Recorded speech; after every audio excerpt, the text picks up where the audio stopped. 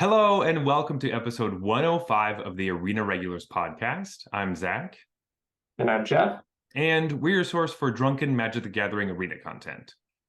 That's right. Just a couple of regular dudes drinking some irregular beers and talking about Magic the Gathering. In particular, the online client, MTG Arena. That's right. And this episode is all about draft. So we're going to talk about Phyrexia. All will be one draft because we've drafted a lot of it. And we have some things to say about it. But first, each week we bring a beer, we drink Jeff's, then drink mine, rate them on a scale of bronze to mythic, and choose the best for last. So with that, Jeff, what is on tap? All right. This time we have Halliburton Forest. It is from Boschkon Brewing Co. It is an amber lager, 4.5%. You can see the can here. It has a axe in a stump, so it's kind of cool. It's like outdoorsy themed. I selected this for, well, two reasons, I guess. The first being that we like ambers, so yes. It was an amber. But the real reason is that it says amber lager, Logger, and that was enough to sell me on it. Yep. Get that good dad joke in there. It's perfect. Exactly. All right, let's get this one going. Now, while we pour this, we have some Magic news. The Pro Tour's back, and it was in Philadelphia this time. Pro Tour Phyrexia, and obviously there's no spoilers in sports. It happened 2 weekends ago, so congratulations to Reed Duke getting your first PT win. Finally. So exciting. That was super cool to see. And also just being back in paper PTs was super cool to watch. I ended up just being kind of home all weekend. I was able to watch a ton of it, which was really fun. And boy, is the top 8 so much easier to watch when it's not double elimination. Oh my gosh. Yeah. Completely forgot how nice it is that we don't have to sit through like so many matches after like a whole weekend. So really, really awesome. Yeah, it was great. I watched a lot of it too. We also got to see Yuta Takahashi's Worlds card was previewed, and it is a fairy, and it is awesome. It's coming out in March of the Machine, so I'm very excited for that to get into our Rogues deck for Explorer. Cannot wait. It's also going to be all over the place, probably. It's like it seems pretty good. Feels like it's just going to replace Ledger Shredder and like a lot of stuff. Possibly, maybe, but yeah, or just extra copies of Ledger Shredder. Ledger Shredder is pretty good too. It is. It does something different, to be fair. So, anyway, all will be one Phyrexia. Nope, sorry, that's the set that we are doing right now. But the alchemy cards for that, they're coming out during this week's patch, which comes out tomorrow as we're recording this. So it's already happened by the time you're listening. But that doesn't really matter. We're not going to talk about alchemy. The really exciting part about this patch is something we've been waiting for a very long time. So long. What is it? It seems so simple, but it's taken so long. What do we find? Okay. We are getting preferred printings. So if I have multiple versions of the same card, I can choose the one that I like the best, and that will be the default one that is always used by Arena. Oh my god. Holy shit. How has this taken so long? It seems so easy. Yeah, it's ridiculous. Finally, I don't have to manually find the basic lands that I want and swap out all of the crappy ones that Arena put in for me. And this just took way too long. It's been literally years that people have been asking for this. It's so simple. So instead of having to scroll through all the lands and even all the cards, so it's not even just basic lands, it's just like any card that has multiple printings, like Opt or Duress or something, you get to pick which one you like the most, and you just favorite it, and you don't have to see the other ones when you scroll through and look at stuff. That is the biggest plus for me, is that I get so tired of seeing like them back to back. I'm like, it takes up like half the page. It just makes deck building such a pain in the ass on Arena, and it like 7 different Duresses. Yeah. So this has been a long time coming. It's amazing. The only thing to note about this is that when you're playing limited, it seems fairly obvious, but like if you draft Duress in the set right now, it will be the Duress that you get from the actual set and not your preferred duress. So Lame. yeah, so you're not going to just be it won't be confusing then for people, which is always good. Yeah, no, that's the right call.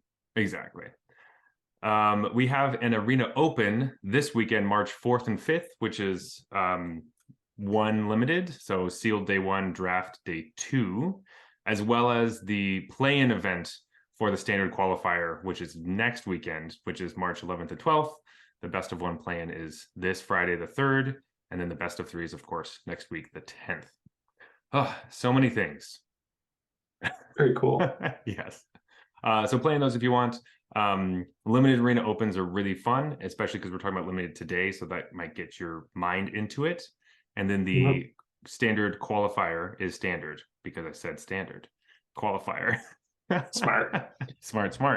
One last thing that's also very exciting is Innistrad Remastered is finally coming to Arena. We were guessing this was going to come out within the first 30 episodes of the podcast.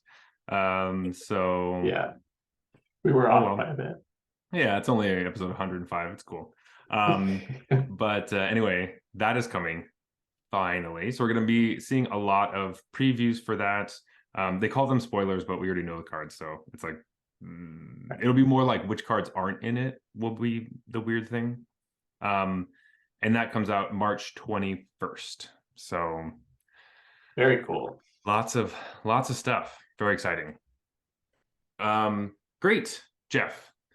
Do you want to talk about the Pro Tour quickly before we get into our Phyrexia All We Won draft on draft episode? Absolutely.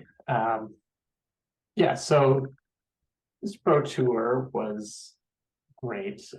I technically it's probably not true, the right word, but I watched all of it with an asterisk. So that weekend, I was sick, quite sick. It turns out I had strep throat, but at the time I didn't know that.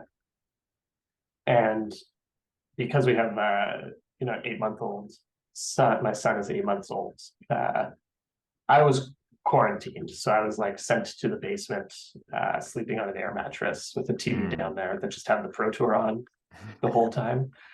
And I was like drifting in and out of consciousness, which is why there's an asterisk on having watched all of it, because like it was on in my presence for the whole thing. But I definitely fell asleep a number of times. But it really did help get me through that. Like I felt horrible. I just had like Gatorade bottles everywhere and like ibuprofen just sitting next to the thing. And whenever I could maintain consciousness for like an hour or two, I would watch whatever match happened to be going on in the Pro Tour at the time. But I was lucky enough. Most of what I missed was like random day 2 stuff or a couple of matches on day 1. But I did catch pretty much the whole top 8 because I was feeling a bit better by then, so I was able to stay up longer. And I think I was lucky enough to like catch most of the limited stuff. Nice. Yeah, I think I had, because so this was Phyrexia Draft and Pioneer, and so I had basically watched it in the morning both days, and so I catch just about all of the limited portion, and then I usually had things to do after that, so then I would just keep it going on my phone in my pocket, and I would put in my earbuds, so I'm like in Costco like getting groceries, but I'm like listening to the Pro Tour. So I know what happened in some matches, I just didn't watch it, so I wasn't as focused as well. And I had a pretty rambunctious Saturday night, and so I missed the beginning on Sunday. And then I was not feeling well all Sunday, so I just basically did the same thing where I was just in bed, like on my side, just like watching the top 8. So that is how I started watching right after the Nathan Stoyer Reed Duke match.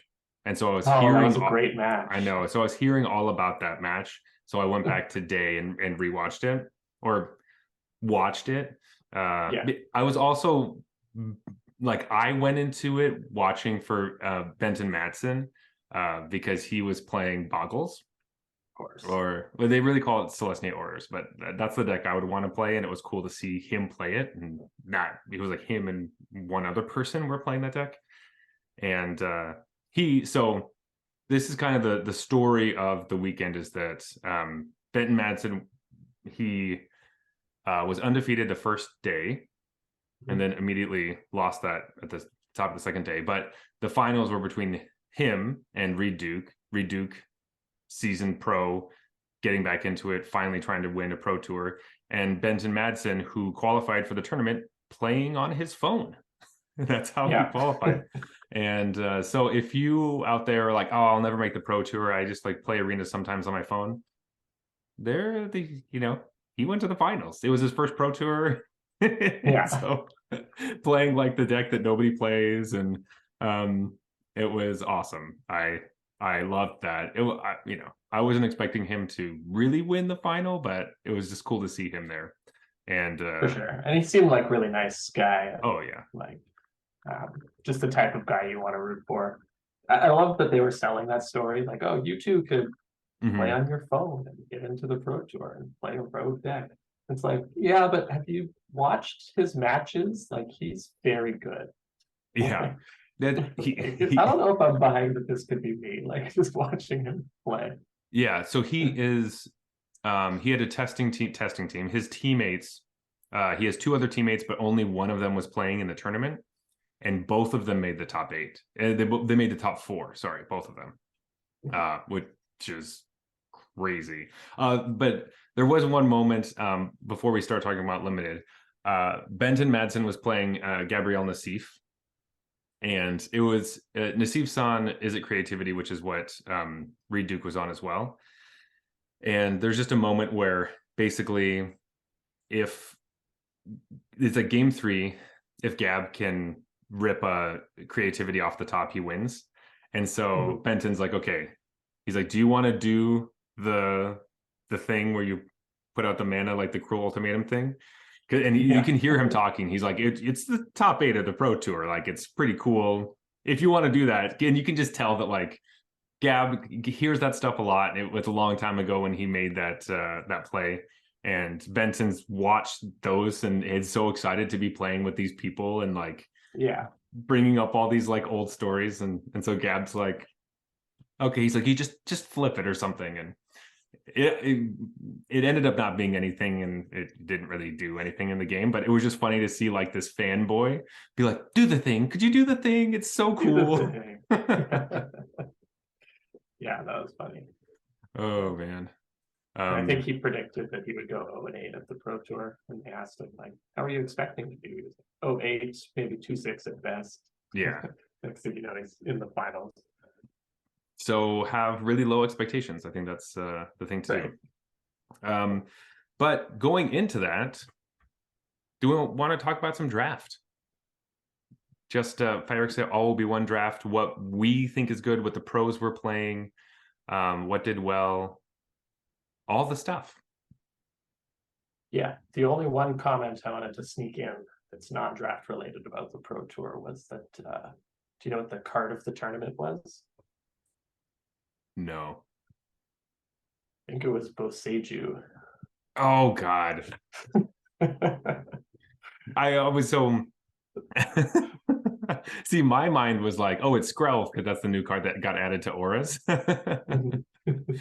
But yes, the Nathan Stoyer match really, well, a lot of other matches, but it turns out to beat Is It Creativity, a really good thing to do is use Boseiju to blow up one of the targets when they're casting creativity so that the combo is broken. Because the combo is you creativity for 2 and then you get 2 perfect things, which in this case is World Spine Worm and Xenagos, and then it makes it hasty and double its power and toughness, so it attacks for 10 trample. Or 30 trample. Yeah. So yes, and okay. So people who aren't in the know, the reason Jeff's bringing this up is because when Boseiju was spoiled and everyone was hyping it, I was saying it was overrated and it's not worth playing as many copies as everyone was.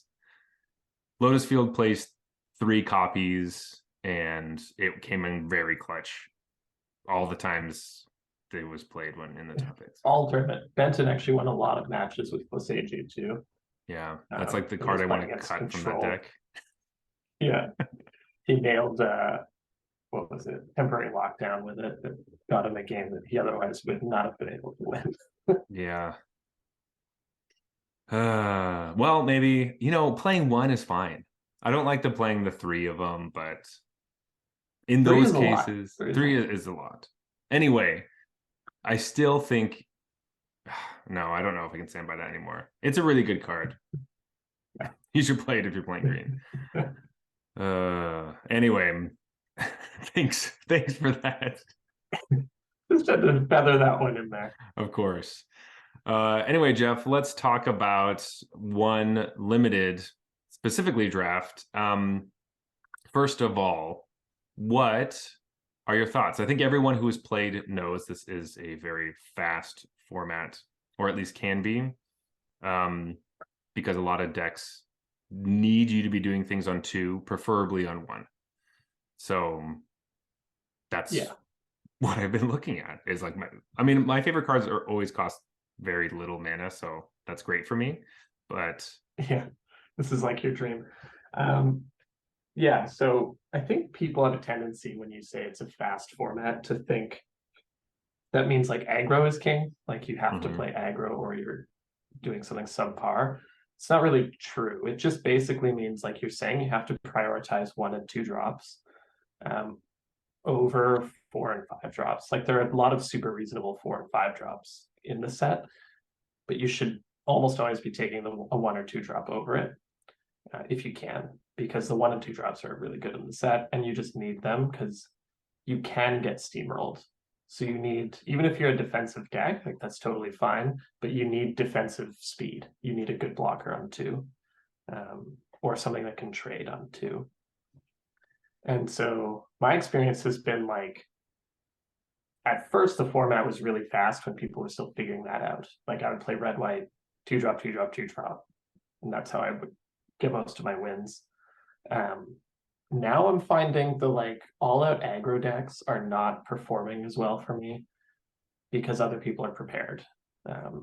So I'm finding I have to like go a little bigger now to get through some of the stalls that are happening. Like other decks are stabilizing way earlier.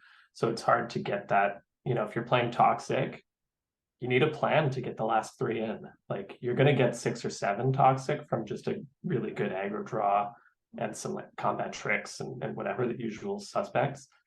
But it's really hard to get the last few. Whereas it used to be trivial. It'd be like, well, you weren't prepared for this and now you're dead. You need a plan to get those last 2, 3 poison counters in there. So the format has kind of slowed down a bit, but it's still fast in the sense that if you're not prepared, you'll get steamrolled if you don't have 2 drops. Yeah. So that has been awesome. And of course, the pros quickly identified. We're going to talk about all the different color combinations when we really get into this. And we're going in an order by 17 Lands, which is a website where it like tracks tons and tons of great players, like limited stats, and gives you the percentages of which decks do really well and which ones do poorly.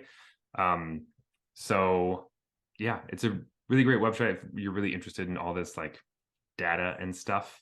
It's a lot of numbers for me, but Jeff crunches them for me, so he helps me out. I find the biggest help for it is, just like generally getting which color pairs are good and which ones are less good. But also like sometimes you're looking at best performing commons and there's one on there that I'm like, oh, I never take this card. Maybe I should start at least giving it a shot. And that's mostly how I use it. Is a lot of the top commons are like, yeah, I know this card's good. Everyone knows this card's good. Yes. But then there's always like one random white card or something where you're like, really? This is like the 4th best common? Yes. I have it as like totally mid pack. Or unplayable, like in Common Gobble, where I'm like, I'm never taking the like 6 mana make 3 2/2s scry. I'm like, no. And then it ended up being like the best card and what you want to do. Yeah. One of the best commons in the set. Yeah. Crazy. I was like, I hate that card most of the time. So anyway, you know, if you look at that website, take everything with a grain of salt. Maybe it'll just help you out a little bit, but it's by no means a pick order. Uh, don't just pick like, oh, this is the best performing card, so I should take it.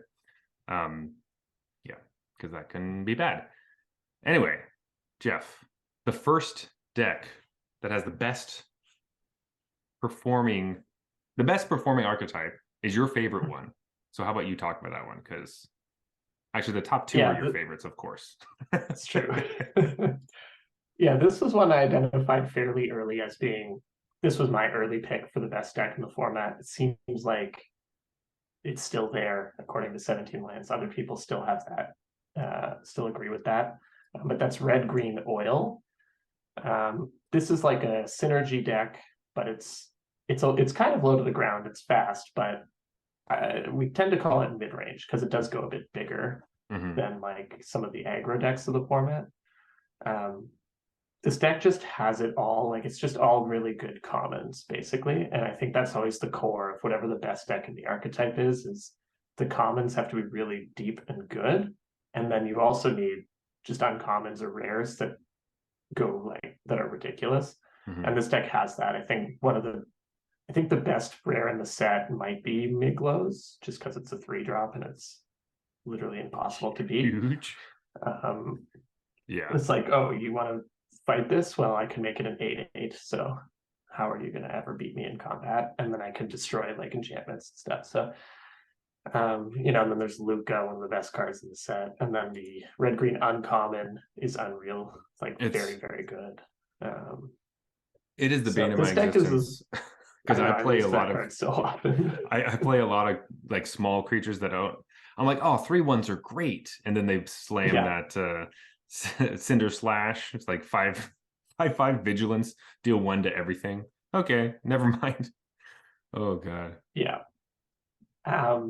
Some cards you're looking for this archetype. Rustvine Cultivator is a huge one. We saw people prioritize that really highly at the Pro Tour. LSV specifically, he had 3 in his deck. Yeah, when he took the 3rd one, I was kind of like, I think I might have taken something else, but and he didn't end up doing very well in that either. Right. I mean, I think he was green-white, and Rustvine Cultivator is much worse in green-white than it is in green-red. Yeah. But some of the like red commons that are amazing, obviously like Hex Gold Slash is huge because early on in the format, Toxic was all over the place, and there was like no toxic creature that has more than 4 power, basically, besides the giant one that people don't play that much in rares. Then your favorite, Barbed Batterfist, is huge in this deck, as well as this is so the sneaky one of the 2-drops. Like Barbed Batterfist, I could tell is a good 2-drop because I like, you know, a 3/1 that dies, then you have an equipment that makes something stronger. But the card that I see all over the place, and it's the one I don't want to see when I'm playing against an opponent, is the Axiom Engraver. Just like that 1/3 with the 2 oil counters, because most of the time that's enough to annoy me on my first play. And when I'm looking at my 2-drops, be like, all right, I should probably play the flyer, or I should try to play like the 3/1 Toxic 2, so that I can fight through that card, because I know that they're going to drop that if they're playing red. Yeah, that card's like deceptively good. It's what I was talking about getting like defensive speed. Just the 1/3 blocks almost everything, and then getting oil on the board early, super helpful.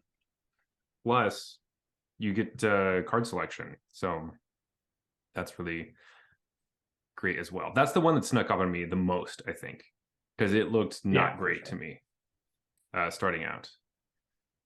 Yeah, definitely. Then there's the dog that gets +1/+0. It's like a 2/3 trampler. It grows for your oil creatures. And then some of the bigger stuff that you're interested in is like the mantis. The mantis is beefy, man. It attacks as a 5/4 vigilance. And then the Furnace Strider is even not bad, which is the hasty 5-drop. That's like where you're looking to curve out at the top. Yes. That is the other card that I'm like, oh, sweet, it's fine. I can attack with everything right now. And then forgetting that, of course, red green, the name of the game is like hasty creatures, because you have like I will see people play. Obviously, you have Chimney Rabble, which is the goblin, the 3/3 goblin that brings a goblin with it. Furnace Strider, and then you also get the green common.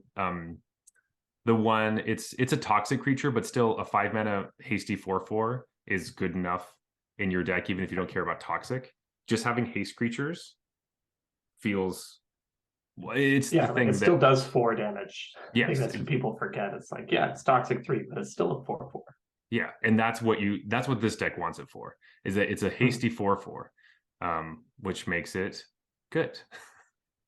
Yeah, I tend to think of that as like my second tier 5-drop if I don't get the Furnace Stride or something like that. But, yeah, because having the 5 toughness is huge, because what's really kind of been seen and why this deck is the big one is because it feels in that sense where like there are core sets where the numbers matter and like you really just need power and toughness on the battlefield. That's what this deck in this format can be like sometimes. And so this deck is like, yeah, we have the best power and toughness because that's what the color pair likes to do. And having a creature with 5 toughness is hard enough to beat. So yeah. Definitely. The only thing I'll call out here is you really are looking for Free from Flesh in this deck as well. That's the combat trick that gets +2/+2 and 2 oil counters. You generally want a combat trick or 2 in this deck, and you want it to be that one if you can. Some of the other one like Blazing Crescendo or Titanic Growth will do in a pinch, but you should prioritize the first Free from Flesh fairly highly because the oil counter's actually super relevant in your deck, and generally your creatures are big enough that +2/+2 is enough to win combat anyways. That's a good point.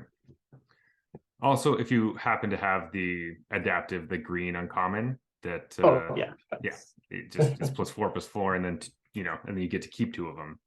So that card you should prioritize very highly as well, by the way. That's like a first pick level uncommon for this deck. Yeah. Because as formats like Magic has been recently, 1-drops are good.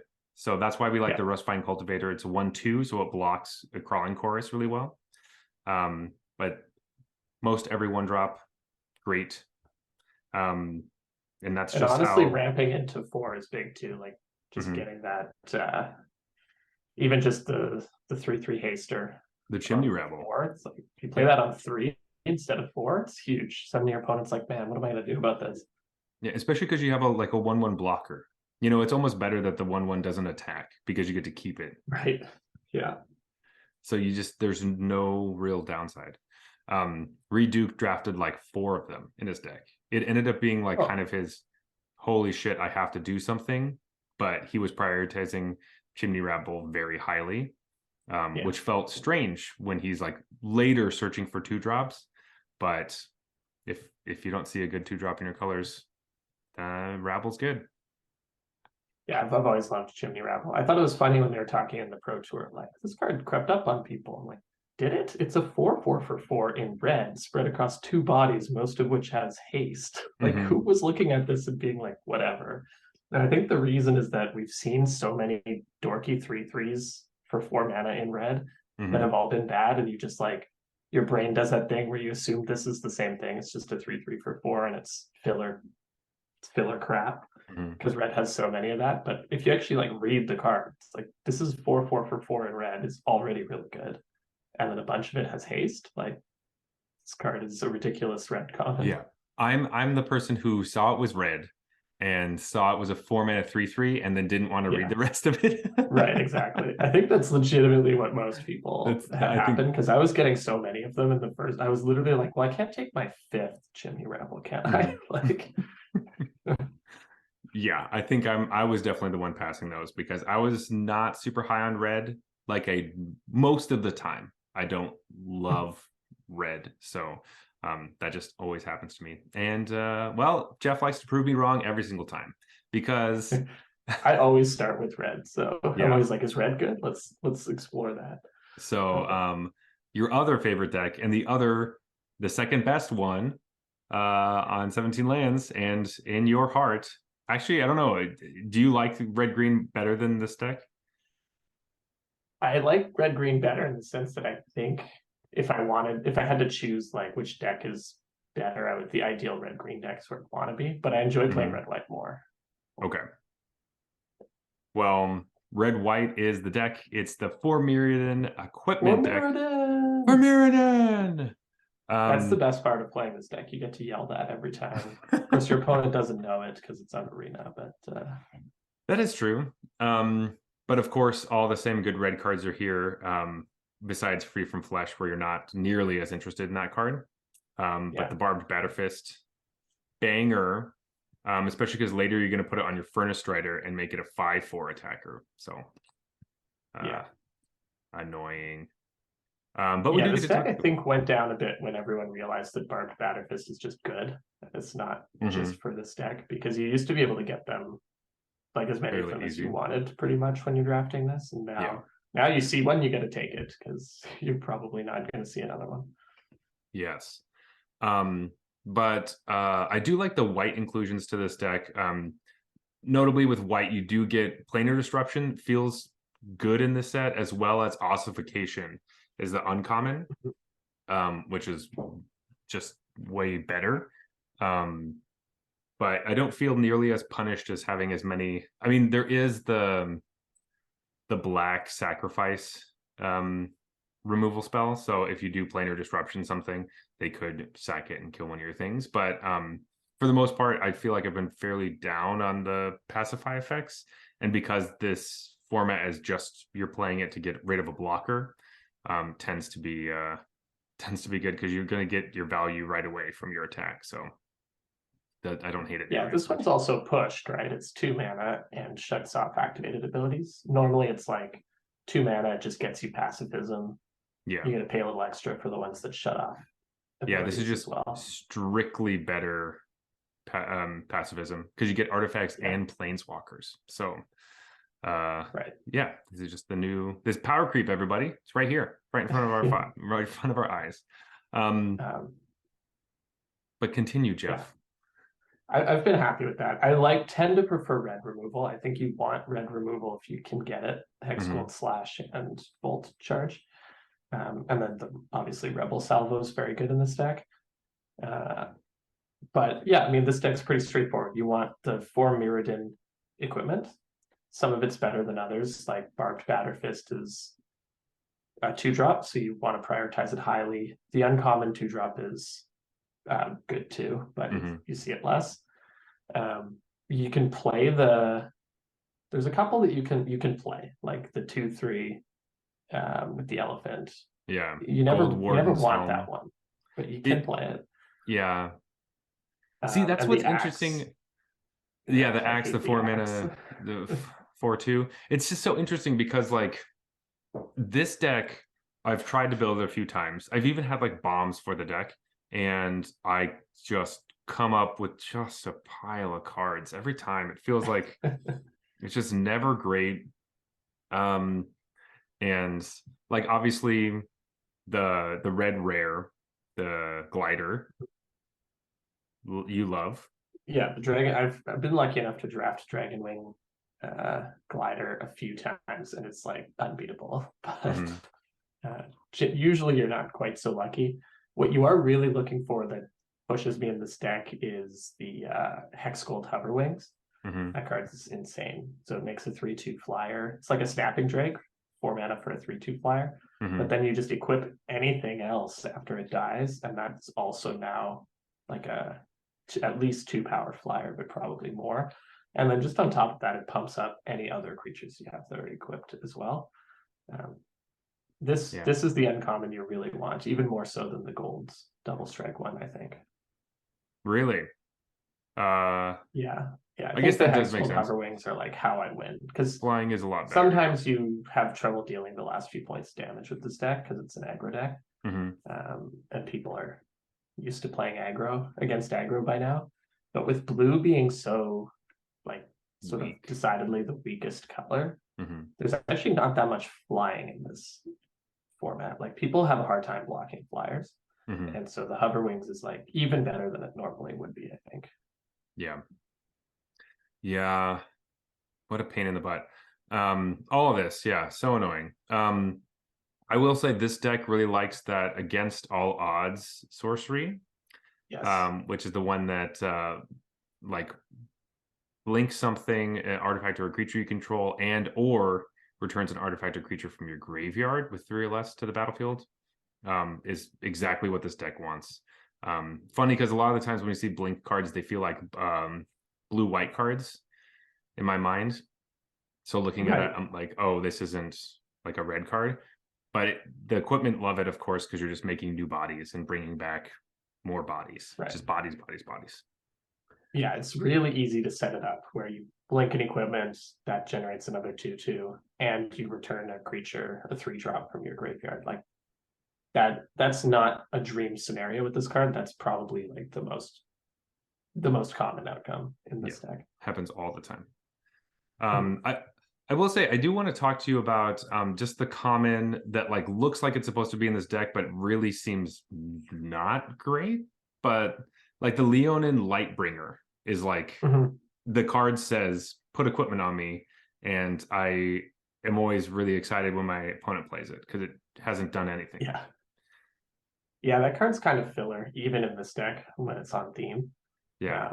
It's not even like the 3-drop I'm looking for this deck. Exactly. I prefer the like almost any of the other ones. Like the dog is pretty bad in this deck, but the 3/2 that gets oil counters when stuff dies and you can remove blockers, that card's perfectly serviceable. And there's one other one that's like a pretty generic 3-drop, but I actually like better than the Leonin.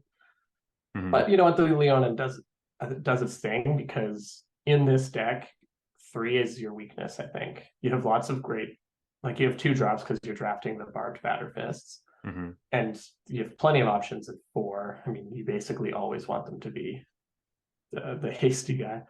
And then you have like some options at 5, but there's not anything that's super good at 3 at common that's like amazing for this deck. There's some uncommons, but so you end up playing this card, but don't read it and say like, oh, it says equipment on it, so it must be a slam dunk in this deck. It's just okay. I don't know. Yeah, it's a card that can pick up a sword, but you know, you'll get this super late. That's what I was going to say. You want the other one that makes equipment cheaper. That's the one you really want. Oh, yeah. That will also usually go around, the red one. Yeah, nobody else wants that card. So that's one of the advantages of this deck is it's menace, so it holds equipment well. It lets you double spell on 4 a lot. Like that's often what happens. On 4 or 5, you get to double spell. And then just the fact that it has menace is pretty relevant. Yeah. So our next deck is a deck I played a lot and was my favorite and came out quickly as the deck I thought was the best and what everyone wanted to be drafting, which is, of course, what I've been talking about every time I've been able to talk about Phyrexia, which is green-white toxic aggro. This is the one that just wants to get you dead with toxic. White can get you the first couple ones. Green hits you with a bunch of creatures or a bunch of big toxic points, usually tramply toxic things. And then hopefully, like you were saying, for the last bits of toxic, a lot of times in green, it can just be like a proliferate something, because there happen to be good creatures, commons in particular, that proliferate for you. Of course, you want Crawling Chorus at the beginning. Like turn 1 plains Crawling Chorus is a great way to make your opponent groan, because yeah, like you can attack into me all the time. Attacking into Barbed Batterfist is awesome because they just never want to trade with this stupid thing because they get another token, which is great. Really love that, as well as like going 1-drop, like Crawling Chorus, into 2-drop, which is the 3/1 Toxic 2, the green one, and then Flensing Raptor, so you can make it fly and then hit them for it, and then you're just chipping in for 1 toxic every turn with the Flensing Raptor. I really love that kind of stuff. Really my jam. But it also puts you in a place where like you get to play Skrelv if you open it. And if you get a lot of like the rare toxic good cards like the Contaminator and the Rat Priest, playing any of those feel awesome, especially in this set. Yeah. For green cards, we didn't talk about for the other one, which this is like one of the best green commons and is basically in any green deck. You want the pig, you want the boar, the Contagious Vorak. It's the 3-mana 3/3 that lets you get a land off the top from the top 4 cards, and if you don't pick a land, you get to proliferate. But a lot of it is, you know, the classic green has a card, the 3-mana draw card, basically, or start killing them at the end of the game. That is just what the doctor ordered. Yeah, that's a good call out. You should take those in red green as well. Any green deck, like Zach said. This card's just ridiculous. Like 3/3, draw a card for 3 at common. Like, what does the world come to? I remember back, you know, it doesn't feel like that long ago, but Centaur Courser was like an above rate green common. It's just a 3/3 for 3. And this was like, you'd be happy to pick a Centaur Courser fairly early because you're like, yeah, this is like one of the best green commons. And this card just like laughs at Centaur Courser. Yep. So again, power creep, I guess. We have like super pacifism and super Courser now. But this is in contention for best common in the set. I think a lot of people have it there. I don't think I'm off Hexgold Slash being the best common yet. I had that pretty early, and I'm still just like loving Hexgold Slash. Well, Jeff, how about I play this for you? So, which one beats the other one? So, can you Hexgold Slash this? You can't, or I guess you can, but you need to 2-for-1 yourself. Yeah, it's generally a bad play to Hexgold Slash because it's double Hexgold Slash. This is like getting 3-for-1 because they drew the land. So this is one of the cards that the pros at the Pro Tour were looking for, and there was a big talk of it over the Pro Tour weekend.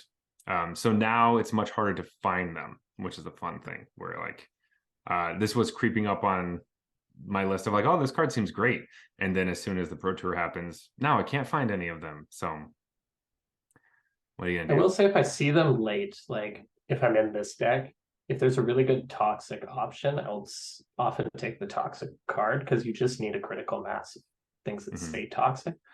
Where the pig really shines is like early in the draft. It's going to go in your deck if you're green.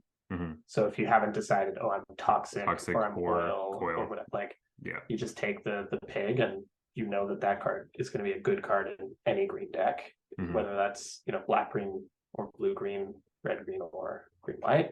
But once I'm solidly in green white, there are some toxic cards that would take over it, like probably Crawling Chorus, even though the boar is probably like a quote unquote overall better common than the chorus. You just like you said, having chorus on 1 on the play is so ridiculous in this deck that I think that upside is just worth it. And the 3/3 doesn't contribute to your game plan. It's sort of just blocking, and like it's still a body that draws you a card, and that can only be so bad. But it's less good in this deck when the 3/3 body doesn't like help you kill them. Yeah. This is, of the toxic decks, this is the one that can play more of the how are you gonna die game, where your opponent has to try to figure out, am I going to die from toxic or am I going to die from damage? And you can play with that a little bit because you can play these big green creatures where the other toxic decks can't leverage that as much.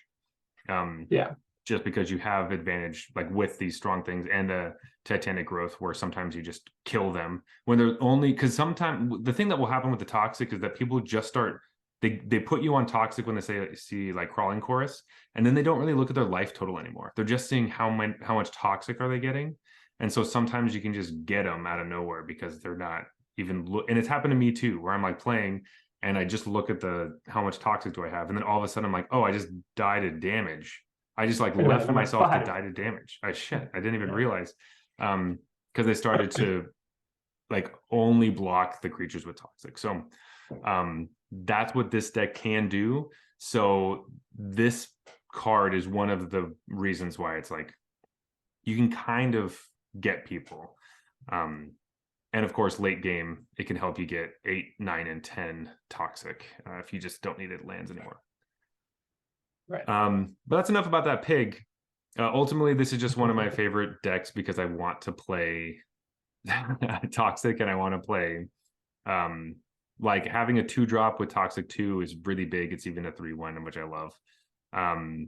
And also like this deck will play, you can play Dune Mover, which is the artifact, the 2/1 toxic 1 that gets a land that puts it on top of your library. Heard is way more playable than I thought when I first read it. I thought it was hot garbage, but I actually play it fairly often.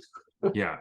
And so one of the reasons why I don't like Axiom Engraver, well, I don't like seeing it, is because I like playing Dune Mover and that card just straight up dies.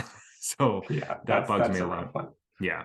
But it is really nice just because it gives you toxic on 2 and, you know, you want to hit all your land drops and get up to 5 so you can, you know, hasty 4 for them or do any of your other shenanigans that you're going to be doing toxic wise. But this is my favorite deck and the one that I'm usually going in looking for. And I would rather play this deck over any of the other ones, even though I'm sure 17 lands is right, that the other ones are better. I do agree that green, I think, is the strongest color, which, you know, it's kind of showing that red is probably the strongest, but I would put this in my own personal scale. I'd put it probably up in front of, like, I'm never gonna. I'm drafting the Firmiridan deck has never gone well for me, so it's like so off my radar now that I'm like, I can't do it again. I just had so much early success with that that I'm like, the Firmiridan deck is unbeatable. Yeah, and I haven't opened the glider, so I don't know what it's like. Anyway, it's nice. It's nice. Yeah, I bet. But yeah, besides that, every toxic card is great. The one thing with this is beware of taking too many plague nurses. That card, don't value it too highly. It'll come around to you. 1 is probably fine, and you have to make sure you have a bunch of toxic, of course. Yeah, because I don't think Plague Nurse is particularly good. I actually thought I assumed it was pretty good at the start of the format. It's like it reads well. It's like toxic 2, and I can like stack more toxic triggers. It just, things don't tend to play out that way. There's a lot of other cards that are better than it. So exactly, don't prioritize it. You pick one up late, you probably play it, but don't. It's just not as good as it looks. Yeah, because most of the time you have something better to do with your mana than spend 3 to give all your toxic creatures +1. So I really like the duelist personally. I like the duelist in red white as well, by the way. It holds equipment super well. Well, it has the word double strike on it, so yeah. Oh no, sorry, I mean the like one that is first. Oh, sorry, the first striker one. No. I like the double striker, which is not Jawbone duelist. Yeah, obviously that one's good too, in both decks, but I think that one's uncommon. Yes, I like the common one. I just think it's a solid little 2-drop, and unless they have Axiom Engraver, nobody wants to block it. So it's sort of like a nice way to get your pretty toxic early. Your toxic in, and a lot of the time I'll attack into Axiom Engraver and they won't block because of the complete devotion card or whatever that's like +2/+2 and draw card and thing. So that's a little tip, is it really matters that you attack before you play anything and like do things properly in this deck, because people will not block because that card is such a blowout. Yeah, complete devotion is like exactly what you need in this deck. Just because obviously combat tricks that draw you cards are great. That's why everyone likes the red one that like kind of draws you a card. You only get it for a certain amount of time, but most of the time when you look at an attack that looks suspicious, Blazing Crescendo, so you're like, they've got it. Like you, if it looks like they have it, they have it. That's what happens with most players on Arena. There's less bluffing, I think, that goes on. If it looks like they got it, they got it. So watch out for both of those because they're rough. But this one's the one we'll probably be remembering for years to come, because Ugh, boy.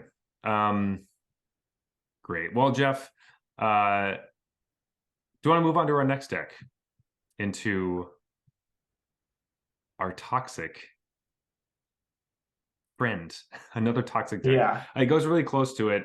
So this is the white black deck, which also likes Complete Devotion, and is my second favorite deck because it's playing white and black. And this one cares more about getting like corrupted. So you want 3 toxic on your opponent.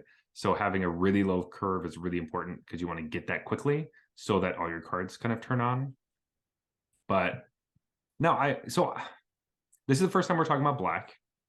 And I did want to ask you about this card because it looks pretty low. And I'm looking at this list on 17 lands. I'm looking at the game in hand win rate for all the commons.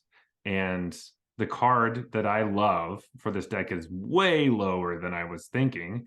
But it also makes sense that nobody is like drafting it. But it's one of the reasons why I've been able to win so many times with this, or I do well, is the Pestilent Siphoner, which is the 2-mana 1/1 flyer with toxic, just because I like it because it's like, it feels like guaranteed toxic. I'm like, now I just put you on a clock, and I love that feeling. And for whatever reason, it seems like people don't like it, or I just see them all over the place. And then I maybe take too many, but a lot of time it just feels good. I don't know. Yeah, I'm surprised to hear that it's super low because I like that card a lot as well, especially in this deck. Yeah, and in black green, actually. Yeah. Maybe it's just because it only goes in half the decks. It's like pretty bad. And I mean, blue black is just bad, I guess. So yeah. And you don't really play it in blue or black red, so maybe that's why. Obviously, like Anoint with Affliction is amazing, but this card makes it so good. It's also just like a great 2-drop that feels great. I don't know. I value it a lot higher than Blight Belly Rat, which is the 2-mana 2/2 that has Toxic 1 I love the rat. proliferate. I mean, I like the rat too, and I really want to, but like when I have my opening hands, I want to see the Siphoner more than the rat. I like having the rat around because every once in a while you get the situation where like they can't attack you anymore because you have too many proliferate on dies triggers.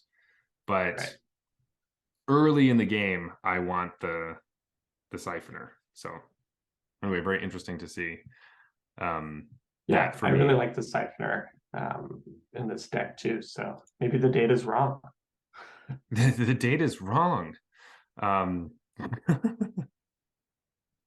But to be fair, I haven't drafted a ton of white black. I think it's one of those decks for me that other people like more than I do, which means you end up in it like a really disproportionately low amount of the time. Because that's true.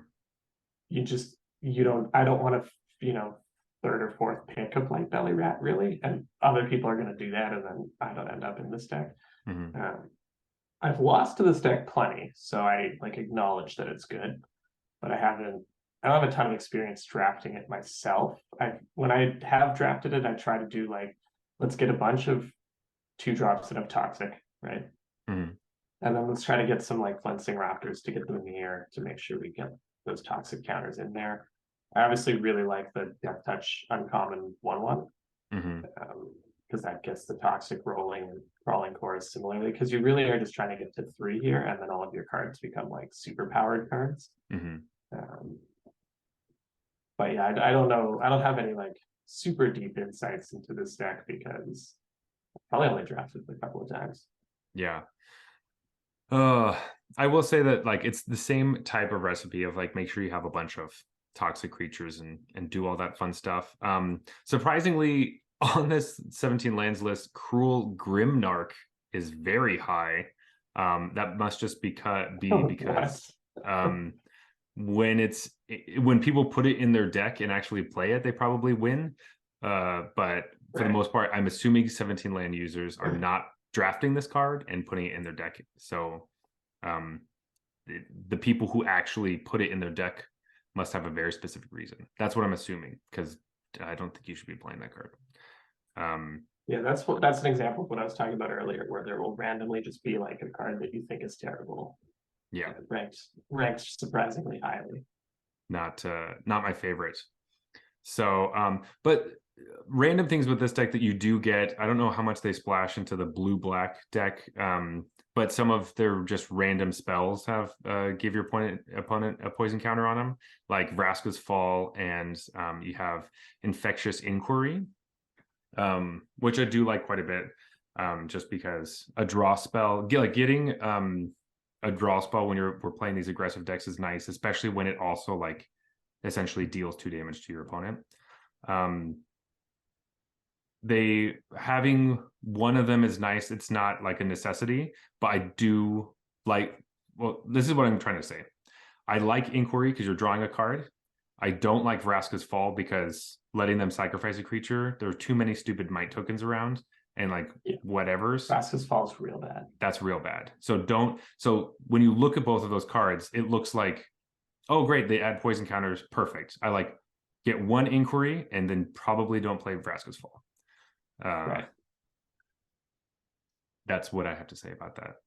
I generally don't play Inquiry either, but I haven't played, like I said, I haven't played a ton of this deck. I just am seeing that it's like, I don't know, way close to the bottom, like 4th worst common, and I just really disagree with that. So I think it's like middle. I'll pick up one super late, but when it's down close to like Cutthroat Centurion and like Duress, I'm like, no, Duress. It's not that bad. Anyway, when I sit down to a draft, I'm looking at white cards and am I going to go green or am I going to go black? And that's what I usually try to do. And then somehow I start playing blue. So I think this deck is, this deck like lends itself well to bombs too. There are a lot of really good white rares in this set. And this deck is like a little more equipped to take advantage of those than red, white, and green, white, which are more aggressive. So like stuff like, the Eternal Wanderer, while it's going to be awesome in any white deck, it's particularly good in this one because this one can play a more defensive game if you want it to. Same with like, the Zeniths, or sorry, the Twilights. Because both of the Twilights are really good with this, as well as you have Kaya can be around too. Right, Kaya's ridiculous. Yeah. And these are just rares. Like when you're talking about the green-red deck, when you're talking about Luca, that's a mythic, so it's like, exactly. Maybe not as much. When you see a white deck attack you with all their creatures, you just should just be like, block everything, block everything. They have the Twilight. They're going to blow up the whole board. So I've had that happen. So that's one of the reasons I would end up in this deck. Is there's also like there's like a white black rare that is kind of crazy and makes a bunch of tokens and gives them all really. So I don't really like that card. Oh, it's so good. The 4 mana, I've only lost to 3/4. I've only gotten like smoked by it, so I haven't seen it in situations where it was not good, I guess. Yeah, so it's like it kind of it has weird setup turns where like you play it and it does nothing, and then it only pumps your creatures when it attacks, and then before you attack, you have to like choose a creature that's not going to deal damage to your opponent. Right. So like you make weird attacks where you're like, hey, I'm going to attack you. You're going to like not take 4 damage. I'm going to get 4 1/1s that can't block. And I have lost to it. So I know it's like still good, but that a lot of the time it was because it was a 3/4. It was like, that's why this is strong. I can't attack into it, but I don't know. I didn't, I wouldn't pack one, pick one, that card and be like, sweet, this is what I wanted, as opposed to like.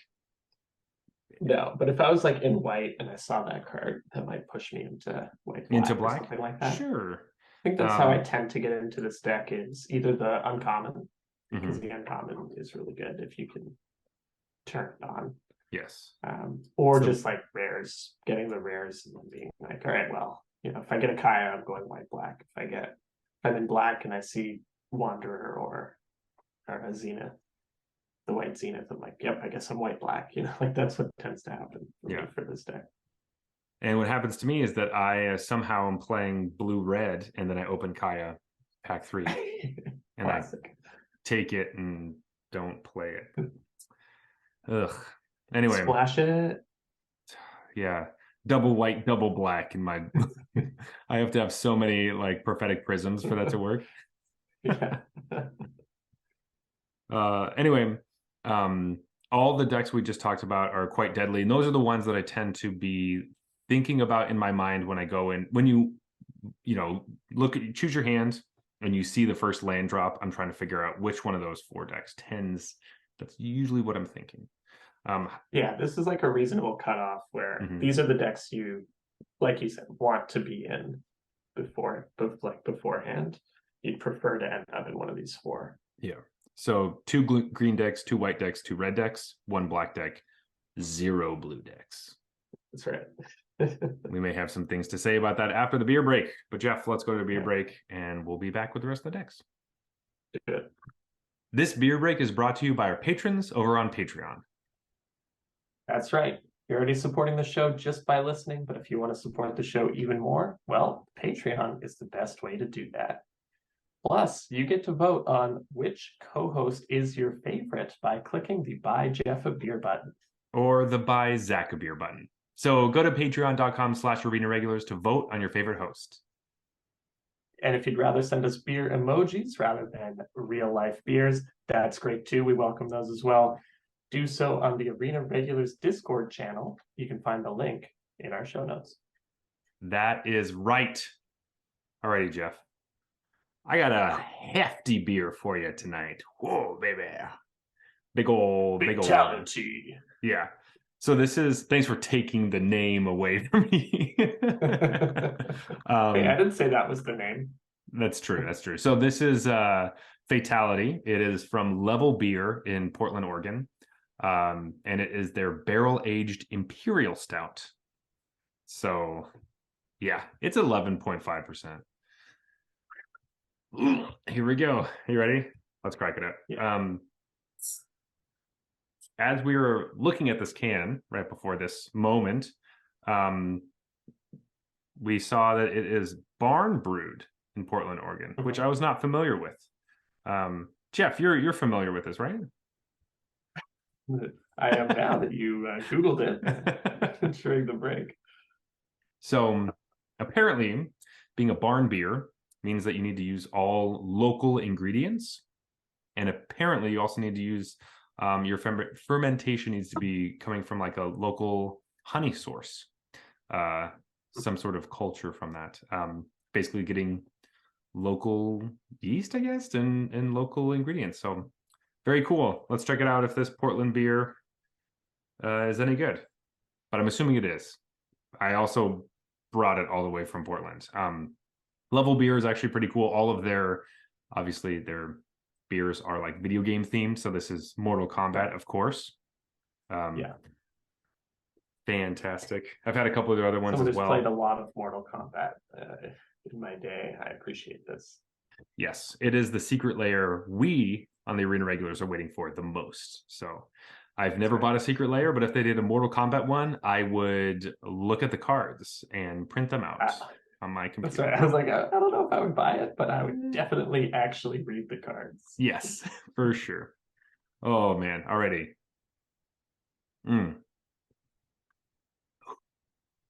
Okay. Yep. Fatality. That's right. They should make one that's also a brutality too. I was just about to say they need like all of them, right? They need a mini one that's like Babality. Yeah. You know, like Mortal Kombat 3 when they just went crazy with all of anything they could possibly think of. It was literally like you turn your opponent into a baby. You know? Yeah. Babality. Right. Oh, right. Yeah. Oh man, I haven't played Mortal Kombat in a long time. Because I got really deep into it when the new one came out, and then I quickly fell away. But I went pretty hard. A lot of fun. Good game. That was a good one. Mortal Kombat 11, right? 11. Real nice. All right, Jeff. Let's talk about the rest of the decks up for us. So we're going to go into a couple different ones. I know a bit less about some of these just because they don't come up nearly as often. Like I don't play against them as much. And I've played them myself fewer times as well, because I'm not Yeah, we'll have hoping. a little less to say about the worst decks as we did the better decks. Yeah. Interesting enough that blue-white artifacts is the next up at like the 5th best deck on 17 lands. Probably because white is such a great color, but some of the artifact strategies don't. I mean, like the uncommon for the white-blue one, the flyer that gets pumped by all the artifacts. Absolutely, that's like Very good. That's when you're going to be really happy to be in it. And having a bunch of random creatures that incidentally give you artifacts. The mites are all artifacts. Don't forget that. Yep. Ends up being quite helpful. But overall, this is not one that I fall into, but I'm not always against, I guess, what I could say about it. So interestingly, I play against this deck a lot. I think for whatever reason, like people just like this deck. So even though it's not necessarily that good, yeah, you know, like you say you love green white. Green white is also very good. This deck is like kind of mid pack, mid tier. I don't even know if I would have had it this high, but you know the data says it's 5th. But people like it, I think. And maybe it's just because blue is always open, so it's easier to fall into. That's probably true. I have legitimately never drafted this deck myself. I never do it. I think what happens also is that like if you are drafting like for Mirrodin cards that are white and then red ends up getting like drying up, you switch to blue. Right. So you could be like your backup plan if your for Mirrodin deck doesn't come together. That makes sense. So I can definitely see that. Of like the 2-drops, we didn't talk about this card earlier. This deck probably wants you to be playing like Mandible Justicar, which is like the 2-mana 2/1 with lifelink that gets bigger when artifacts come into play. That one I don't like nearly as much, but the one that isn't really part of this deck, but people think it is. It's really part of like the white-black deck that we didn't talk about earlier, which is Incisor Glider, which is awesome.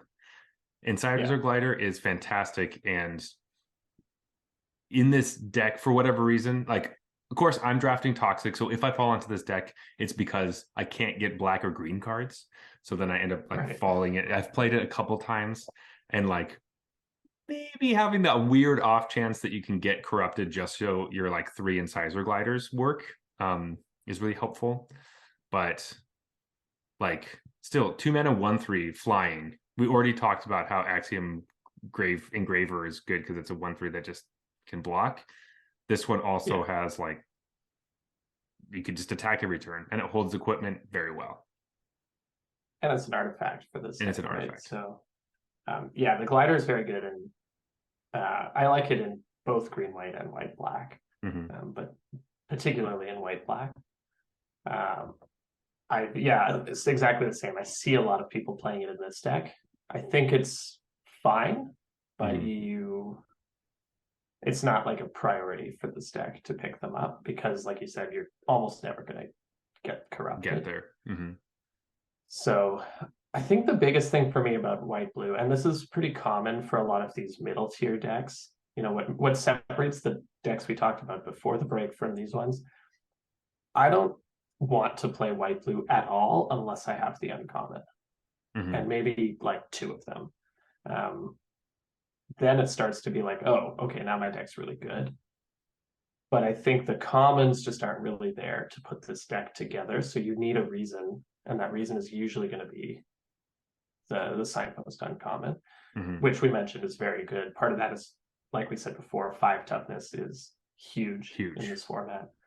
And so even when it's just like a 1/5, it's still fine. Like you have no other artifacts somehow, you're still relatively happy with it. So obviously scales up 2/5, 3/5 flyer is like just an absolutely board dominating creature in this format. So to me, that's like the reason. The stars kind of have to align for me. I have to be trying to draft some other white deck, getting cut like you said, and then I pick up the white blue uncommon. Then maybe I'll be like, all right, this is what we're doing. But that's the reason I never end up in this deck, because I feel like sort of a specific sequence of events has to happen during the draft for me to get here. I think another thing that could happen is that you do, and how I'll find myself leaning towards it sometimes is that if I'm going toxic but going wide with toxic, so I'm have cards like Charge of the Mites already that I've drafted. I have like Indoctrination Attendant that bounces something and makes you a 1/1 might.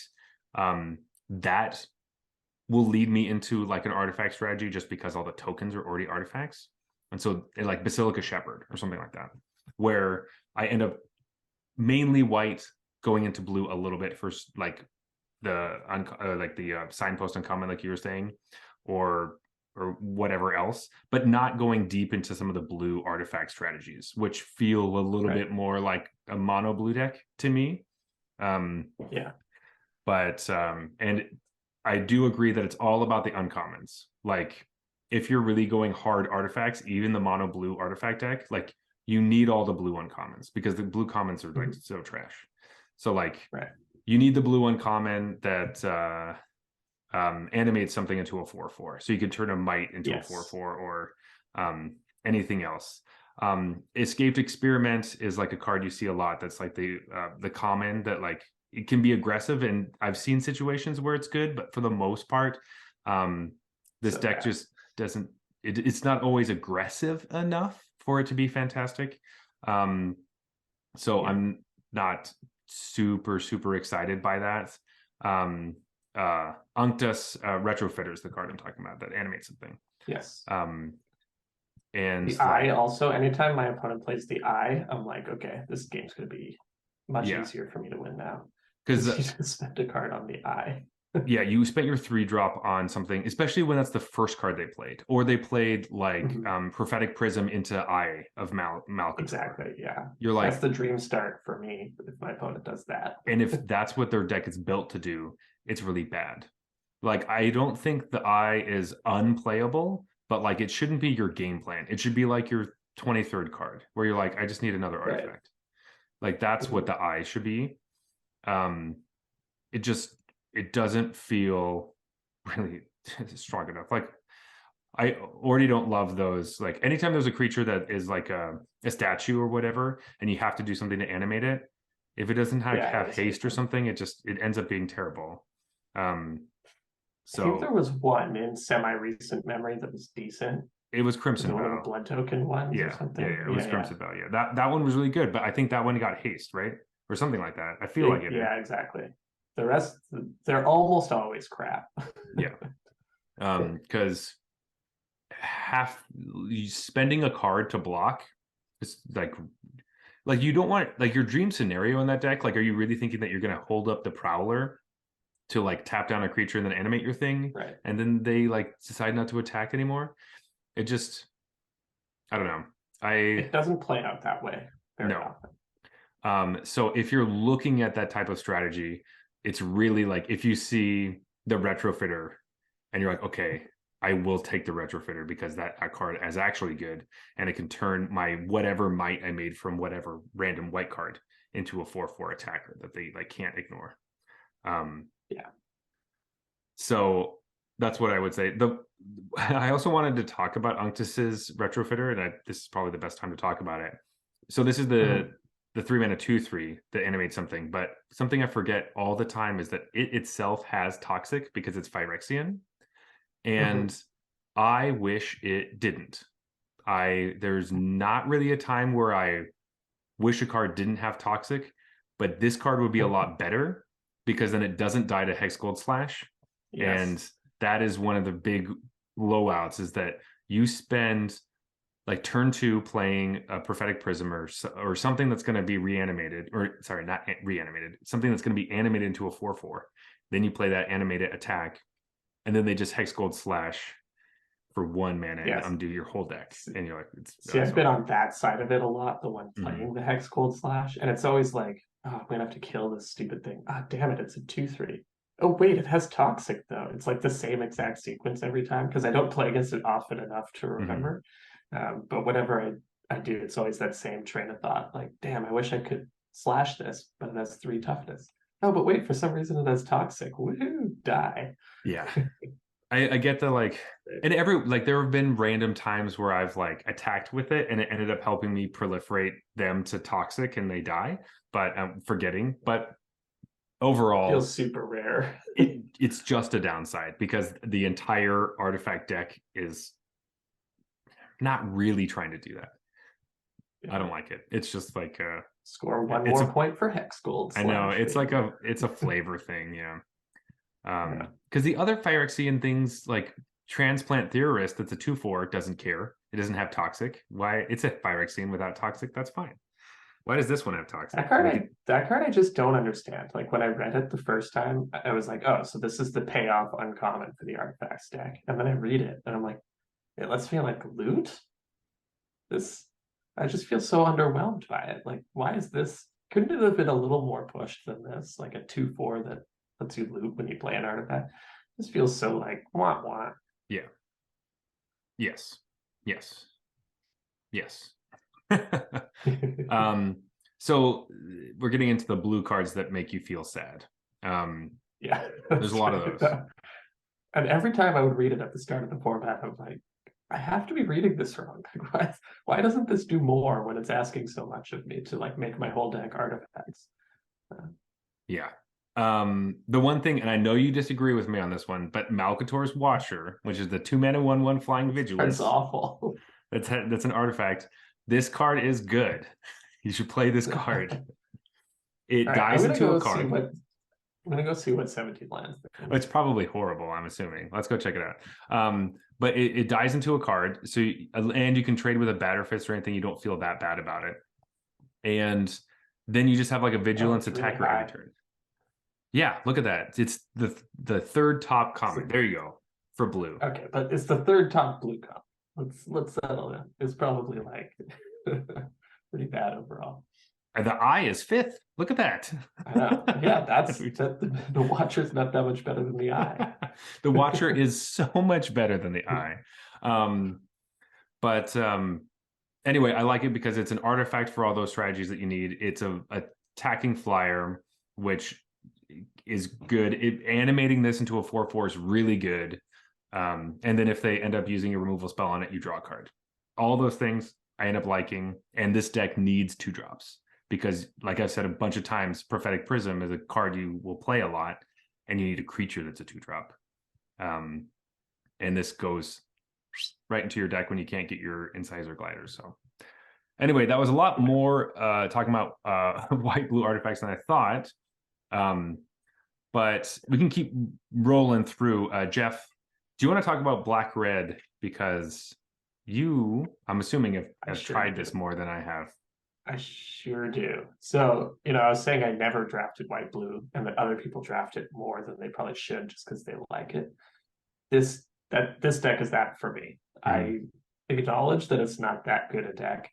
It's mid-pack is where I had it, and that's where it's ending up. But I like it. Red-black's my favorite color pair. I like the sacrifice strategies. So I always end up in this deck a lot more often than I should. So I know pretty well how it works.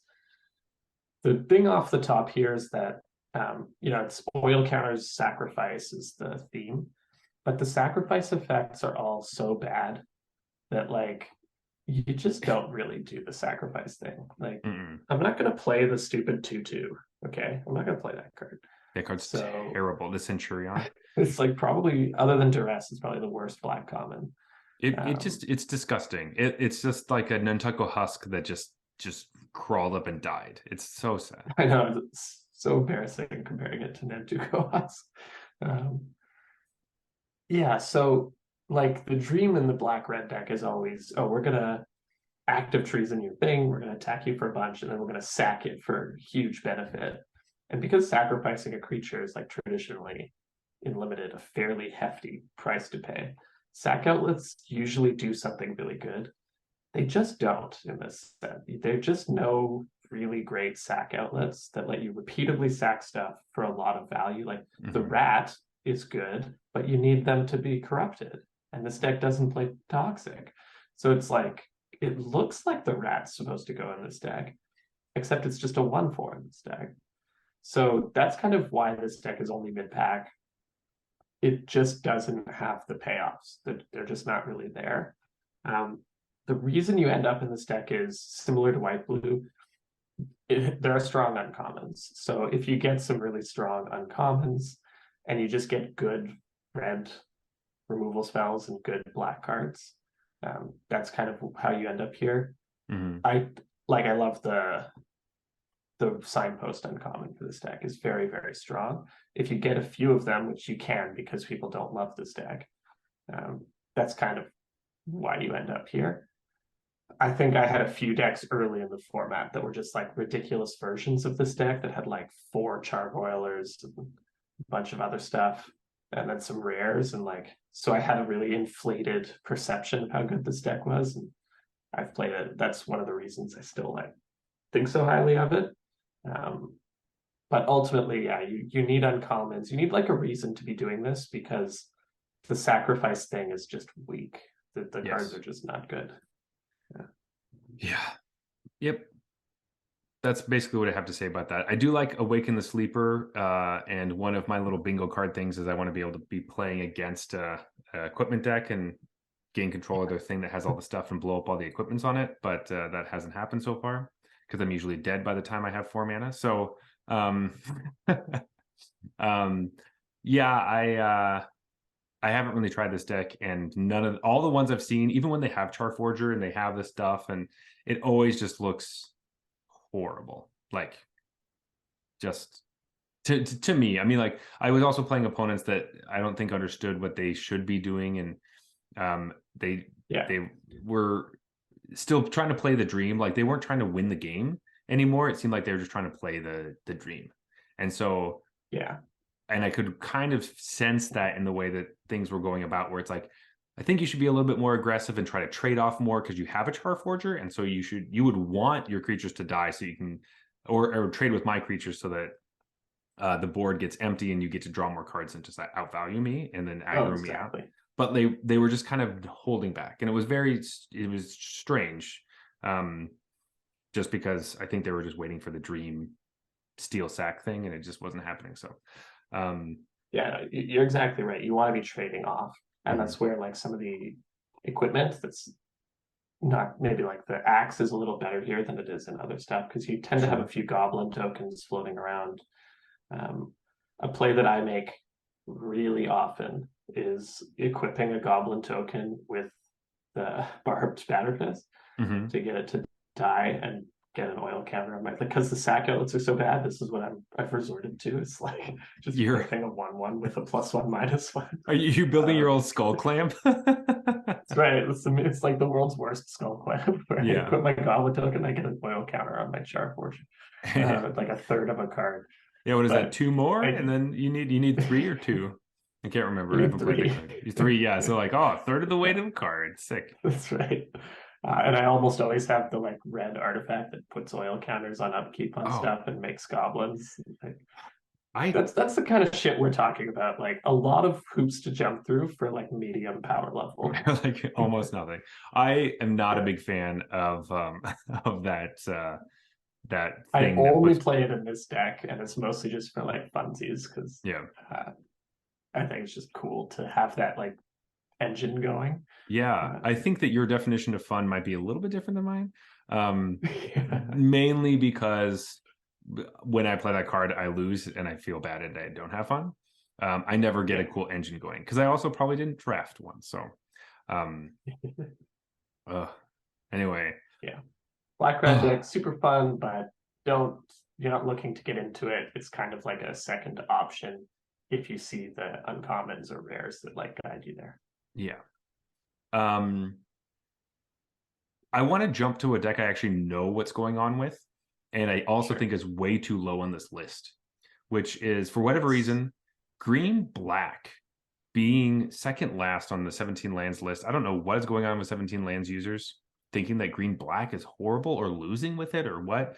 Now, to be fair, as I'm talking about this, I did just build a deck that I thought was a busted green black deck, and I went 0-3. So, but I've also got 7-0. So, it's back and forth.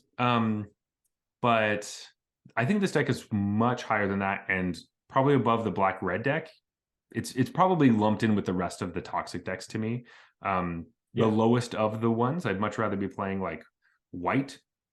But what has been pushed me before into this archetype is the when I see Necrogen Rot Priests everywhere, like that signpost uncommon feels great to me, like a 4-mana 1/5 toxic 2 that plague nurses everything all the time. It just makes all of your toxics one better. And it's like, being able to give something death touch is huge. Yeah, because like it does all the things that you need it to do, which is like, oh, I attack with a small creature that's been outclassed by a 4/5. Now I attack and one of them's going to get death touch, or two of them. Which one's going to be like? Yeah. And if you don't block, you get like creature that's so hard to block because it's a 1/5 that they can give death touch. Yeah. So even by itself, yeah, you're right, is awesome. So when I see these wheeling and I just like pick them up late, I have a hard time not playing this deck. Because it just feels so good. And then you get all of the this deck also benefits from being green and black, which both proliferate, which means that you can end up like getting a bunch of toxic early. They'll be at 5 or 6 toxic, and then you can just proliferate the rest of it through different cards. Like if you're playing like Whisper of the Dross, or you're using Unnatural Restoration to return whatever your Venomous Brutalizer back to your hand, and you proliferate again. Things like that. All those like random spells that let you proliferate for nothing just end up being really helpful. Yeah. Or like the Vorak, this is where I proliferate with the pig the most often.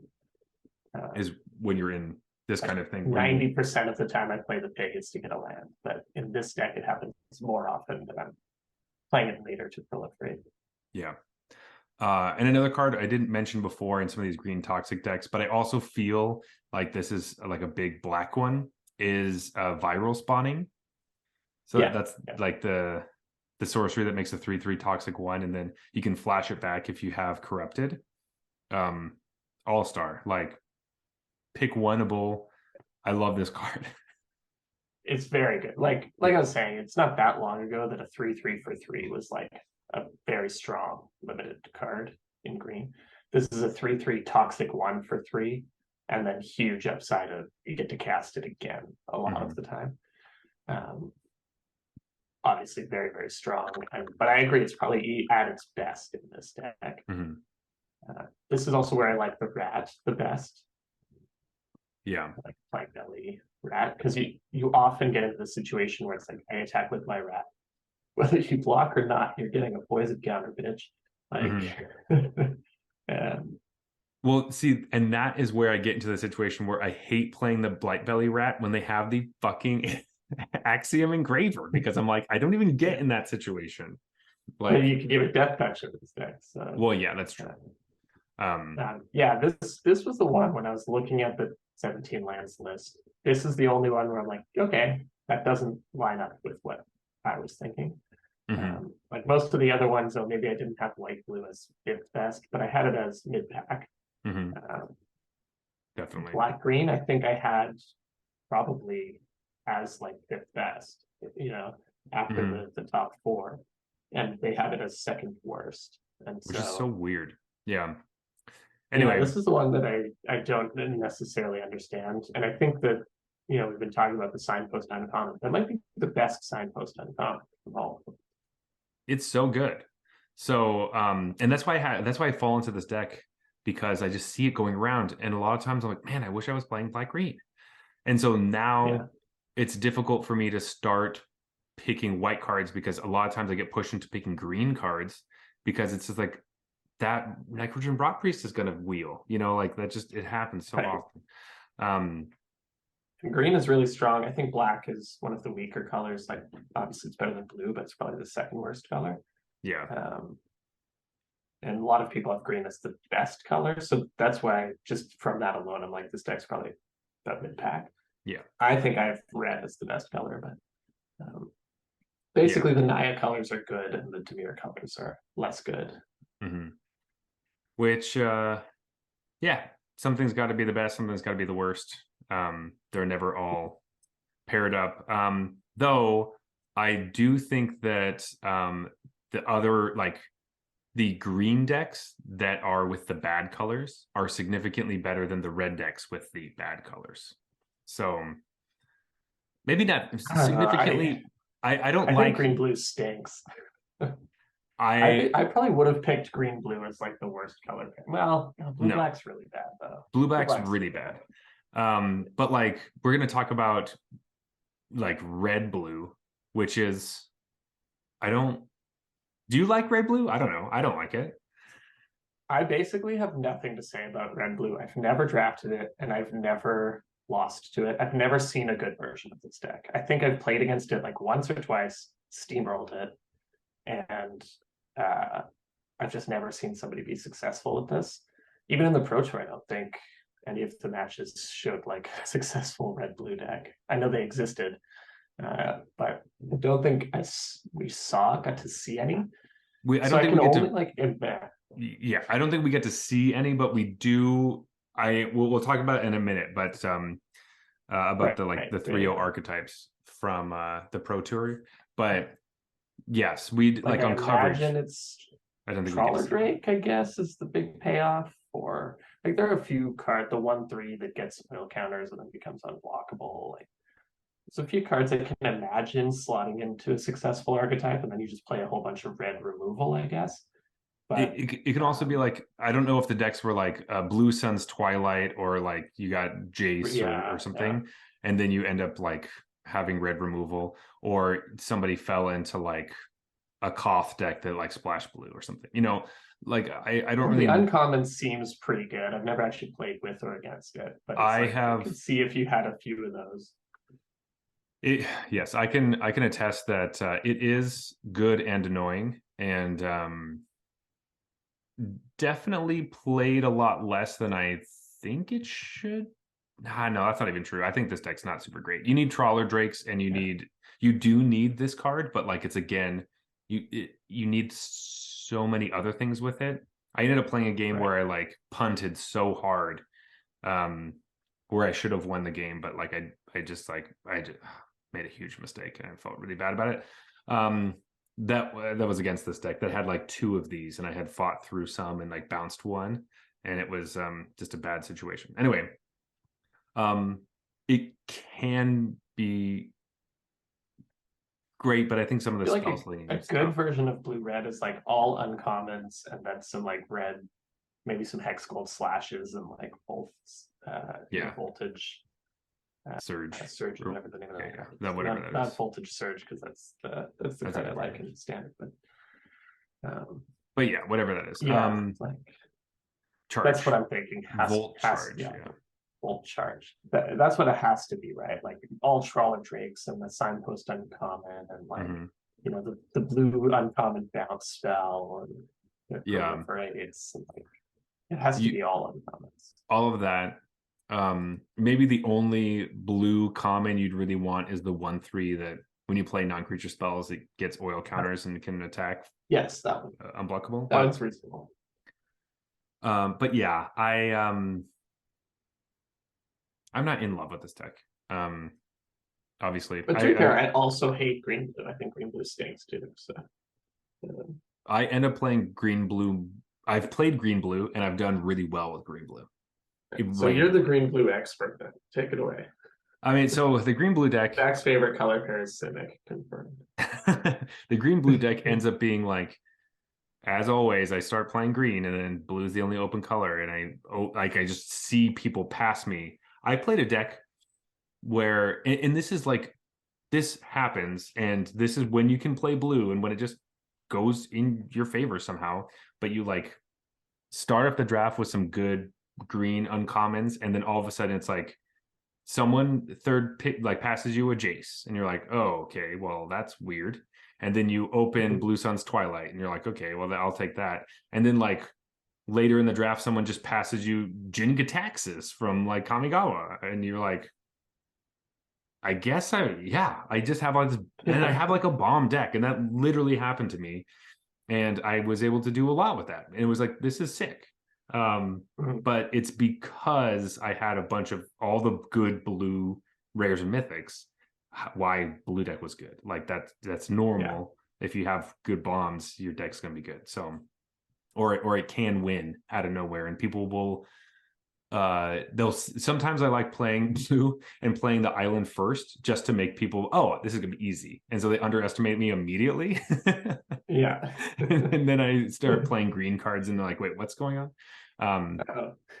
So that's the type of deck that I will play on occasion, but I never want to. But like if people are passing you bomb blue cards, you know, go into blue and then you can get all the stuff. Having an open seat is Yeah. great. It just sucks when you have to play blue all the time in this draft format, which happens. It's starting to happen to me because I'm starting to be okay with blue, and then I that's think the dicey. format is generally shifting a bit back that way, so it'll be less open a little bit. But yeah, blue isn't so unplayable that you should avoid it when it's wide open, I don't think. It's Like, just bad enough that it's going to be wide open, like you're saying, and all the time, and then you're like, I don't want to play blue every draft. So that's what happens. But again, it's like play it when it's open, and you know it's open when you get a lot of the good uncommons passed to you over and over again. So like if you see a Trawler Drake like pick 7, and you're like, almost everyone has seen this card. Like, right. And don't be afraid to go in on that, because you're going to see so much more blue. And if you don't take it and like, oh, maybe it's not a signal, you're going to be like, damn, I really should have just committed. Exactly. And that's like, I think pick 7 and 8, that's when you like, it's a bit of a teetering point when you're like, the person who's like saw this pack first might be like, wow, this wheeled, this is for sure open. And that's a huge signal. You want to jump on the signal before them. So yeah, when you start to see the 7s, I think that's a time to move in. Anyway, but I with us trashing blue, I say you can still play it. You just have this to isn't like a Forgotten Realms situation where it's like, even if blue's wide open, you shouldn't take it. It's not quite that level. Yeah, unless you want to just play like, that was so rough.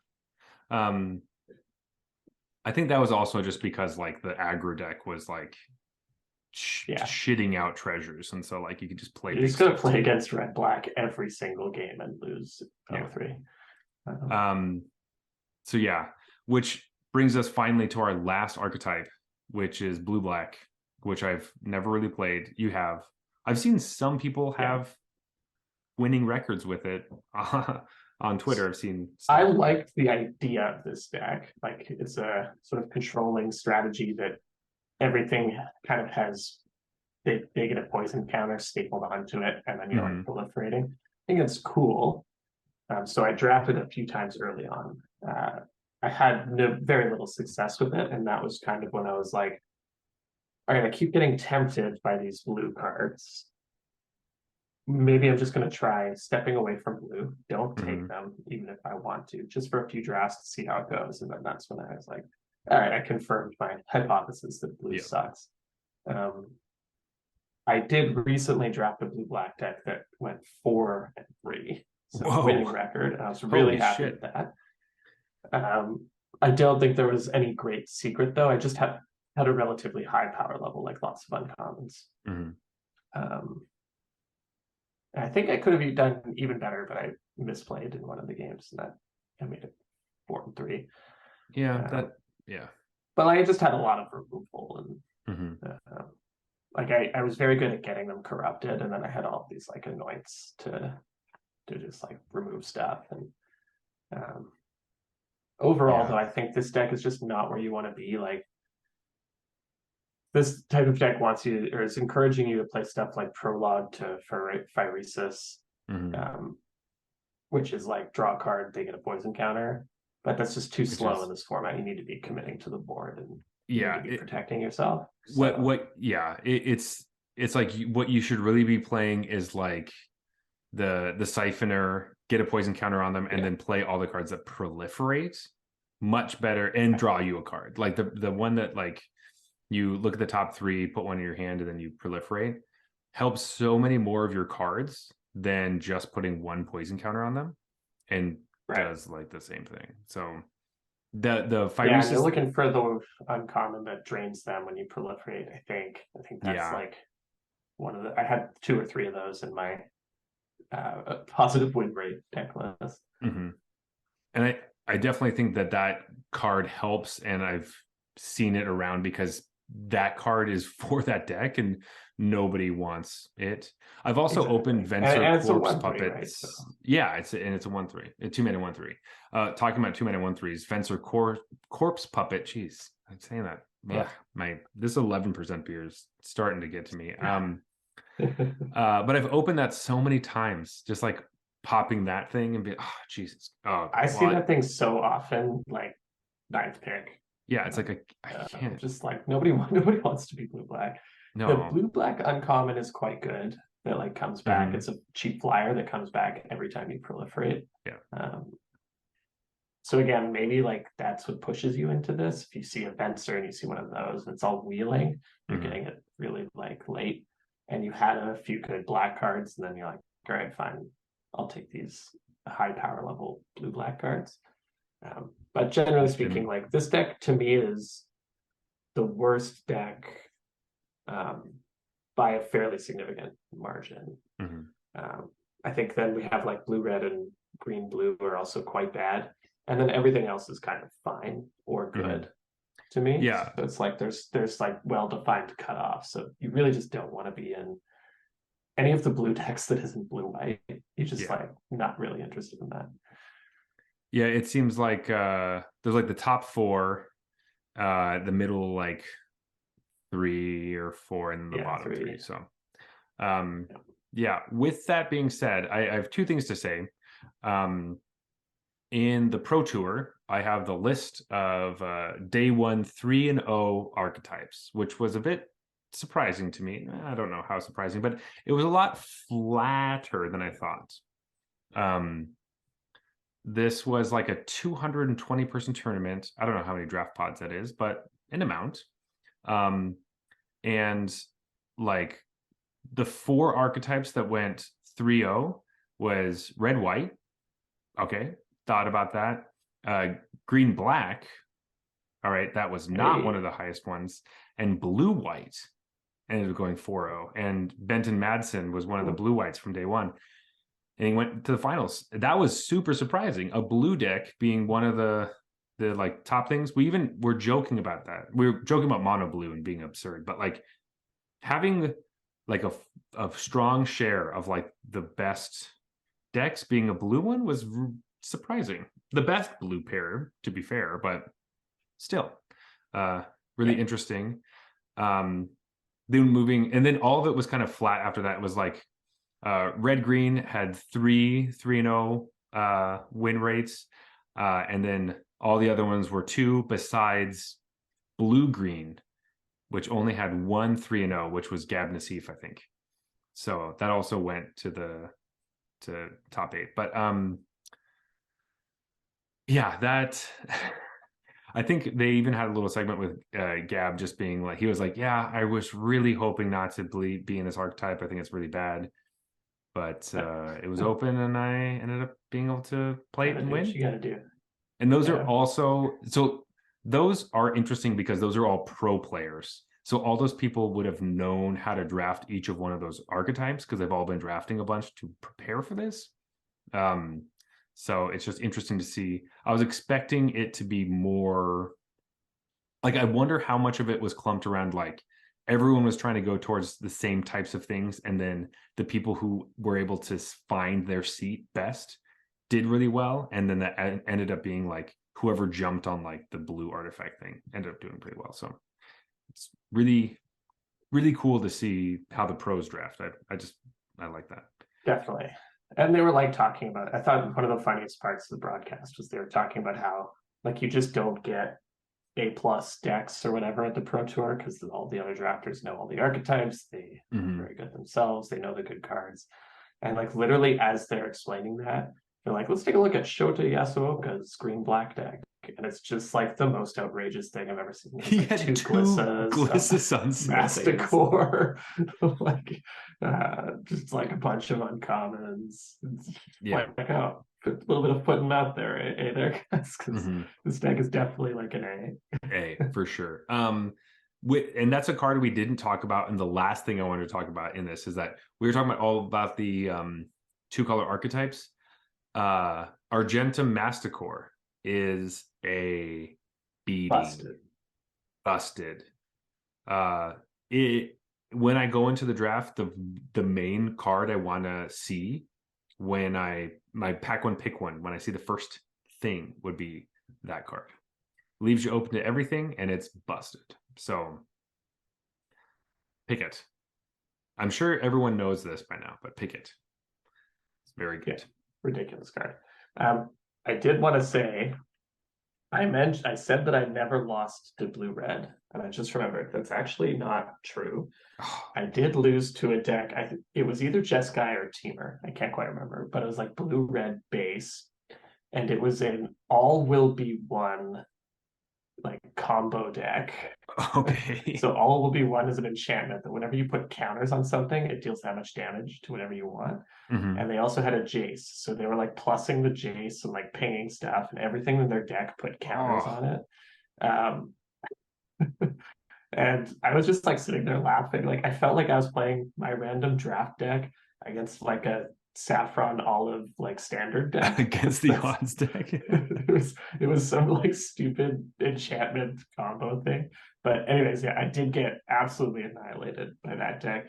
And the rest of their deck was like just big blockers, like the 0-3 with the counters.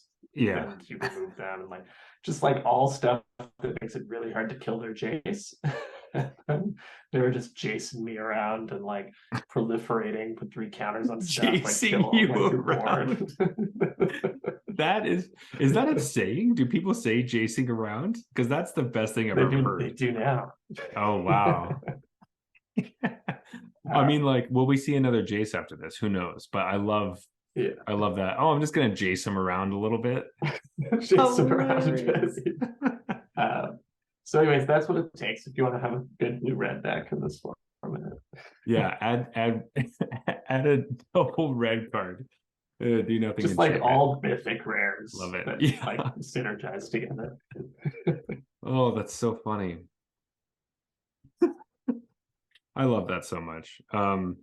Anyway, that is our draft, what we think about draft. This has been quite a long episode, which I love because it's been a bit, and I love being able to talk about draft. It's one of my favorite formats. Yeah. And when I say one of, it probably is. I have a hard time not drafting. Yeah. Jeff. I know the format's not done, but do you have any closing thoughts on the format itself? Like, is it a good one? Is it a bad one? Where does it stand for you? Will say it's a good one because I like it. And it's a good one because it has toxic, and it's a good one because there are Phyrexians. Those are all the reasons why I like it. I love all of those things. I love trying to go for toxic and it working out. I love when it doesn't works out. I wish that blue wasn't nearly as bad, but at the same time, I think that is just like a time-based thing, right?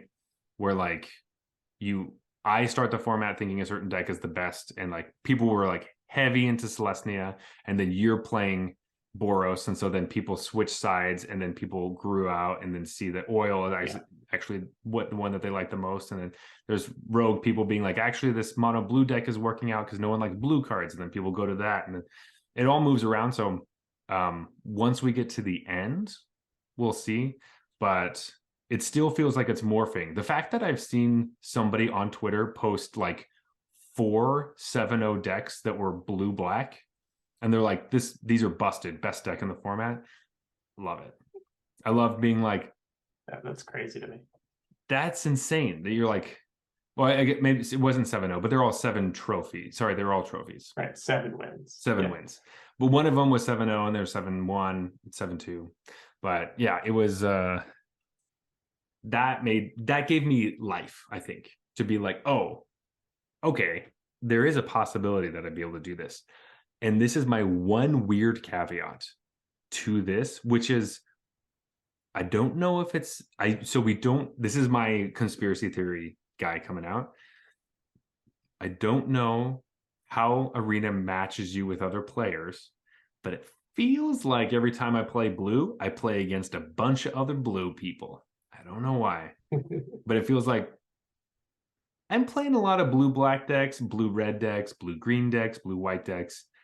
I'm not playing nearly as many white-red decks, like red-green decks, until I'm playing like Toxic. And then I'm playing like black-green. And then they're like white-red, white-red, white-red every time. Like, what's going on? I don't know what's happening. So that's my little like tinfoil hat coming out. So tell me, So that's the secret. Draft blue, and then you play against bad decks. and then you do well. That is the secret. But tell me if that's what you have been experiencing, because I honestly don't know. Anyway, Jeff, do you have any final thoughts before we go to last call? I think the main thing I just wanted to call out was like this format got judged very quickly, I think, and that's a little unfair. I think it's totally fine format. It's been really fun. I've played it more than I do most formats, like above average in terms of how much I've played it. I don't think it's an all-timer or anything. Like you said, it has some flaws. Like blue is noticeably weaker than the other colors. I think sometimes it feels a bit like draft on rails, sort of like a what do you call it, tribal set, where it's like, okay, I'm toxic now. I just close my eyes and pick every single toxic card that comes my way, because like that's going to be better than, you don't want to be the deck that's half oil, half toxic, or that's half like, you know, proliferates and half whatever, like artifacts. So you kind of just choose a lane and then stick to it. So you draft keywords, but otherwise it's kind of like tribal. It's a keyword tribal, which, you know, it isn't necessarily a problem, but it can hurt the longevity of the format, like how long it's fun for. But otherwise, I think it's really good. I think it is fast, but also somehow a Prince format. Like the rares are just really fucking good. And I've been really enjoying it. And I won't look back on this and be like, man, that was a bummer of the format. Which I think it was getting that reputation really early. So I think that was a bit unfair. Like you say, it's evolved a lot too. Like it's gone through cycles and it's still going to continue to go through cycles. So that means there's some depth there. Yeah, I am probably slowing down my drafting because I think I have most of the cards I needed for Standard and Explorer. So I'm moving into some constructed stuff now. But I feel, yeah, same. I think I drafted every night last week. It was amazing. I was so excited to keep doing it. And even though I bottomed out, I recently bottomed out. I had told you I was going to wait and not crack any of my packs until I was done.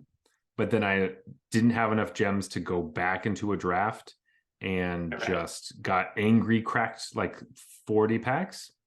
And nice. Yeah, the consensus was it was about half and half. Half the cards I wanted, half the cards I didn't. So that's not bad. I don't really know what that means, but in the end, I did that, and then I ended up re-upping and playing a bunch of drafts and being very happy that I have a ton of gems right now. It's always a good time. Gotta reel it in because sometimes I get too excited and draft like 4 times a night. Join the arena open 3 times and then it's gone. Yeah, that will happen. So don't do that. But Jeff, let's go to last call. Let's rate these beers we got tonight. Okay. As always, we rate our beers on a scale of bronze to mythic, just like the tiers in Arena. Isn't that funny how that worked out? I don't know who decided that. Super lucky. Yeah, really, really, really lucky. As always, this has nothing to do with which tier you are in currently. Every tier is special. Every tier is nice. Every person is in every tier at different times. So if you haven't made it to mythic yet, you can do it. I'm sure you can. Though, while I say all of those things, bronze beers are horrible. They're trash. You have to throw them away. You spit them out on the ground. They're disgusting. You can't even finish them. When you can't finish a beer, that's a bad beer. Yeah. Silver beers are basically just boring. Not a lot going on. Your macro brews tend to fall into this category. Gold beers are fine, but you probably won't drink them again. Yeah, platinum is one step up. They're solid. You would definitely drink it again. Diamond beers are exceptional. These are ones that you keep on a list, you like them a lot, and you bring them to your friends to enjoy. And Mythic, these are the best of the best. These are your favorite beers, However, the few favorite beers on the list, you recommend them to everyone. If you see them, you buy them. Those are the Mythics. That's right. Jeff, we've had two very different beers this evening. And it's always hard when these styles go up next to each other because they're both styles we like a lot. But do you have a pick for this evening? Do you know which one you would like? I do. All right. Yeah. I have the can in my hand. Same. Here we go. 3, 2, 1. Fatality. Oh. Yeah. It's so hard to beat a barrel-aged Imperial Stout. That's the thing, right? Like, there's nothing against Halliburton Forest, but you're asking a lager to beat an Imperial Stout. That's an uphill battle. Yeah. An amber lager, no doubt, and a quite good one. So actually, this time, since we're talking about it, let's talk about the Halliburton Forest Amber Double G-E-R. Which I did like, and going in, like, yeah, me too. Obviously, like, amber lagers, delicious. I love them. I want as many as I can in my life. I want those to be a style that people make more. So this is also part of my crusade of, like, when I see amber lagers, I want to buy them. So then people know that they should support more. Yeah. Because when you buy a bunch of weird IPAs that are like cupcake birthday milkshake, like, then they'll make more of those, which is also interesting and weird. But I like amber lagers, and I'm really happy that they obviously like amber lagers too, because they made a joke about it. So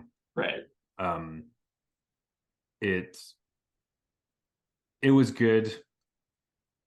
I don't really know where to put it because I have other amber lagers as, like, being my favorite ones. So it didn't. You're a little biased.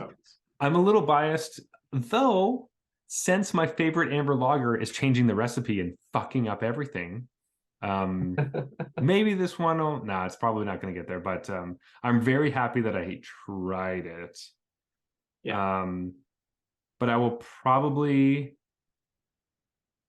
I don't know. Where do you put this?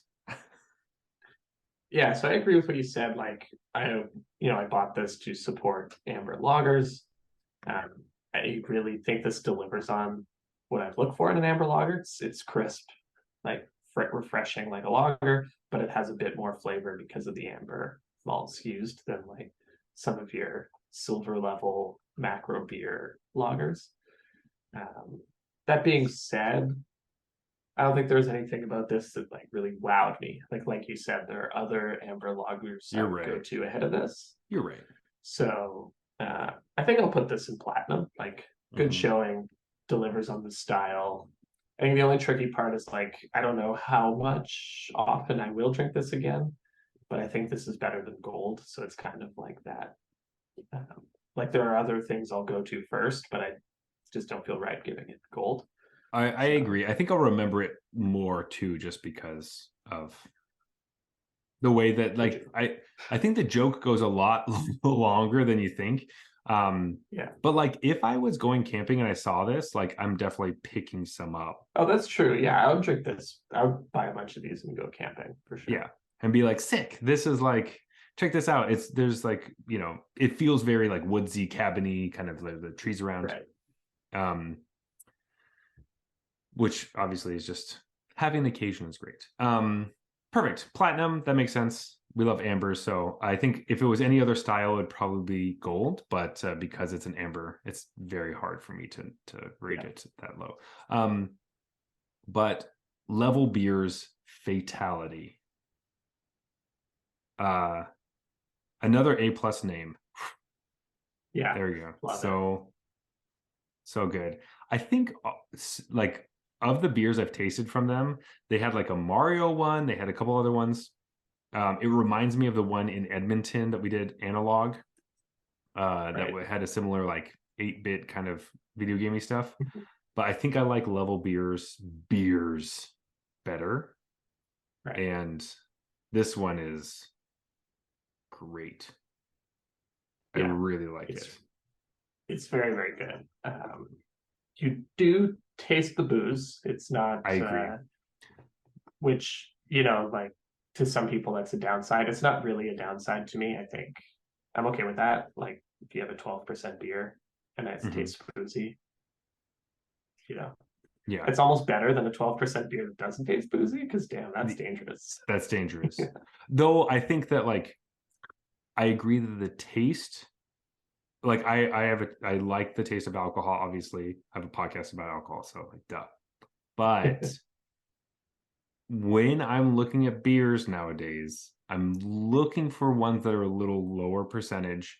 And if there's a fatality, it's so hard though. They tell you that you're gonna die. Like Yeah.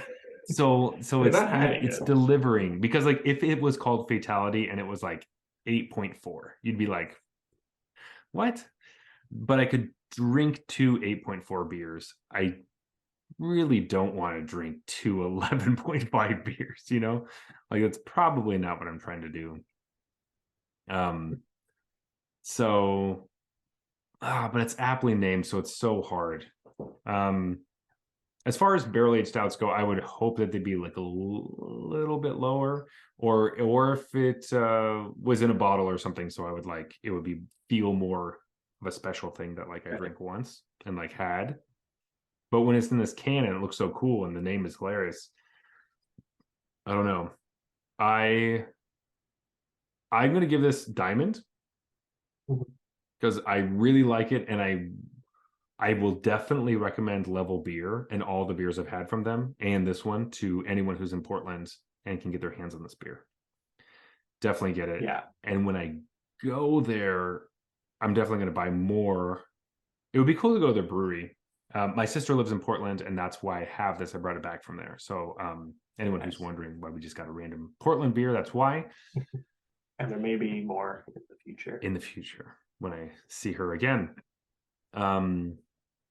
But yeah, I think Diamond. I don't know if it cracks it for me, but the name gets me so close. I know, yeah.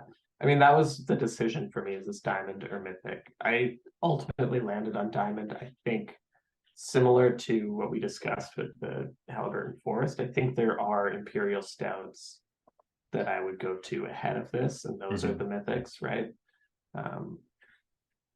This one is just like some of the flavors they chose to go for, like kind of the like vanilla. Like I get a lot of vanilla out of it. And so like for my personal taste, I would tone the sweet stuff down a little bit. And I don't know if I would detect that it's like barrel aged without them telling me, because you don't get a ton of that whiskey or like the oak or whatever. I guess that flavor wise, no, but like to me, it's like the alcohol percentage, yes. Where I'm like, when I start when I taste the alcohol, that's where I'm like, is this a barrel aged? Yes. Okay, right, yeah. That's why. But like I don't taste a ton of like oak or whiskey or anything like that. And well, to be fair, the vanilla is what the oak would represent in a lot of cases. But true. But yeah, I do like this, and it gives me hope for the rest of their beers, because if they can, I mean, though, to be fair, if someone makes an imperial stout I don't like, I don't know what happened to them. That's right. It's really very good. classic. Like I could see this being someone else's Mythic, like their favorite beer and the best one ever in their mind. It just doesn't quite line up exactly with like my own taste or sensibilities. So it's like acknowledging that it's a fantastic beer, but just doesn't line up perfectly with what I want in an imperial stout. So then we'll put it in diamond. Yeah, it flirted. It's definitely diamond 1, like on the cusp, but it can't break through. It's getting close, you know. It just needs to win a couple more games. Exactly. Just so close. Anyway, those are the beers for tonight. Really good ones. Oof. I'm feeling these ones. One of our better showings in a while, right? Diamond and platinum, and both kind of like, I guess the one was diamond mythic borderline, but the other one was like gold platinum borderline still. they're also both beers that we like the styles of a lot. So, yeah, that's always nice. like, when is the like IPA gonna crack Mythic? Like, I don't know. I need to go back and remember what we rated Mythic. So Like, did I rate Mad Tom Mythic or twice as Mad Tom? I think you did. I think you did. Yeah. But anyway, it's time for closing time. As always, you can reach us at Arena Regulars on Twitter and Instagram. You may also find us on MTG Arena itself under the username Arena Regulars Podcast. Give us a hello. Love it. You can find me personally. My handle is at Zulberg. That is ZeulBerg on Twitter and Instagram, and Arena. But Jeff, where can they find you?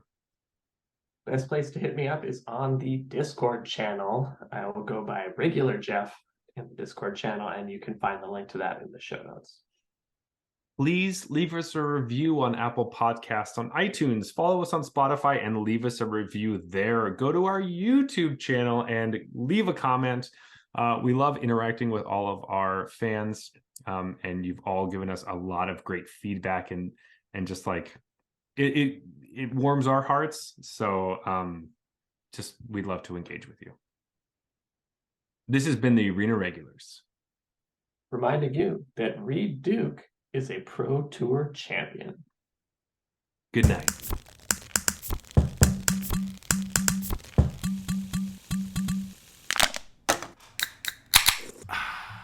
All right, that's fine.